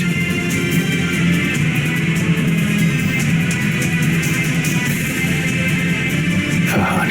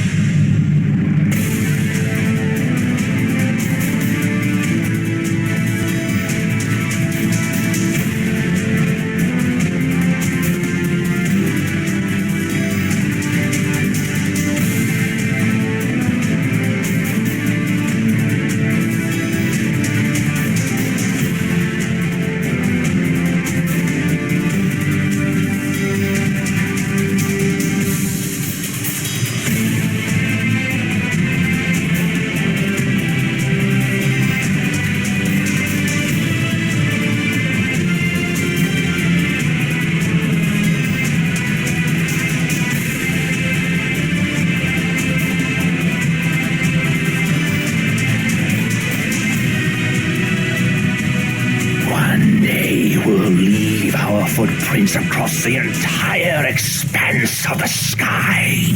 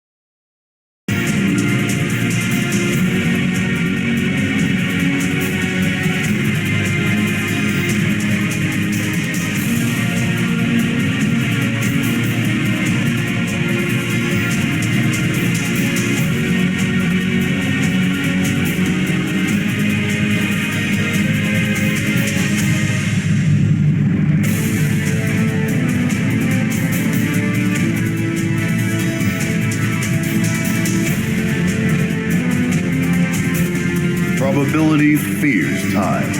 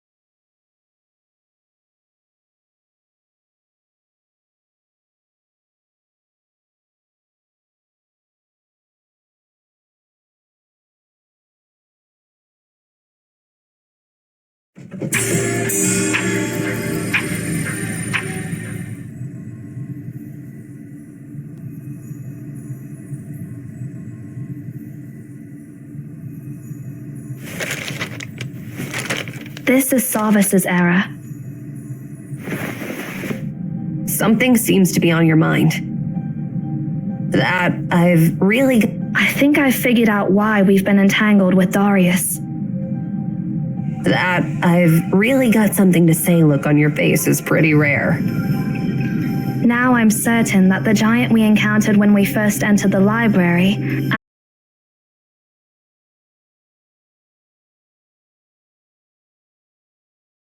This library is alive and has its own wisdom. That's what Elish, the first director of the library, once said. Therefore, visitors should stay quiet, humble, and cautious within the library. It is not recommended to speak, write, or daydream, for words and ideas carry power. The library is an anomaly, after all. It may give incredible responses to obsessive thoughts.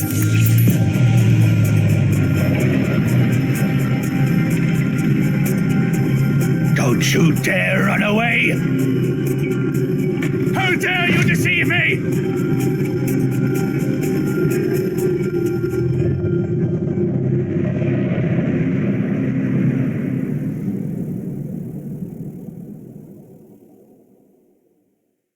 We deceived a man of extraordinary strength, of willpower. Obsessive ideas may stir up billowing waves in this ocean of thoughts. So, you're saying that the library distorted Darius, turning him into the giant that has been chasing us around? If that's the case, it explains why he hated our guts so much. After all, we shattered his world with that devastating lie. Hold on a sec. So, we lied to Darius, and after he got distorted by the library, he stayed here for all those thousands of years, just to get revenge against us? According to our time machine, you met the giant before you met me. Thanks to him, our time machine met the future me and heard the prophecy. And that's how we started this totally messed up journey, right? How ironic. We went to Darius because we had already met him. Cause and effect become one in the Library of Babel. It's a loop. Why are you giving me that look? No, it's nothing. Just don't leave my sight without my permission, Ari.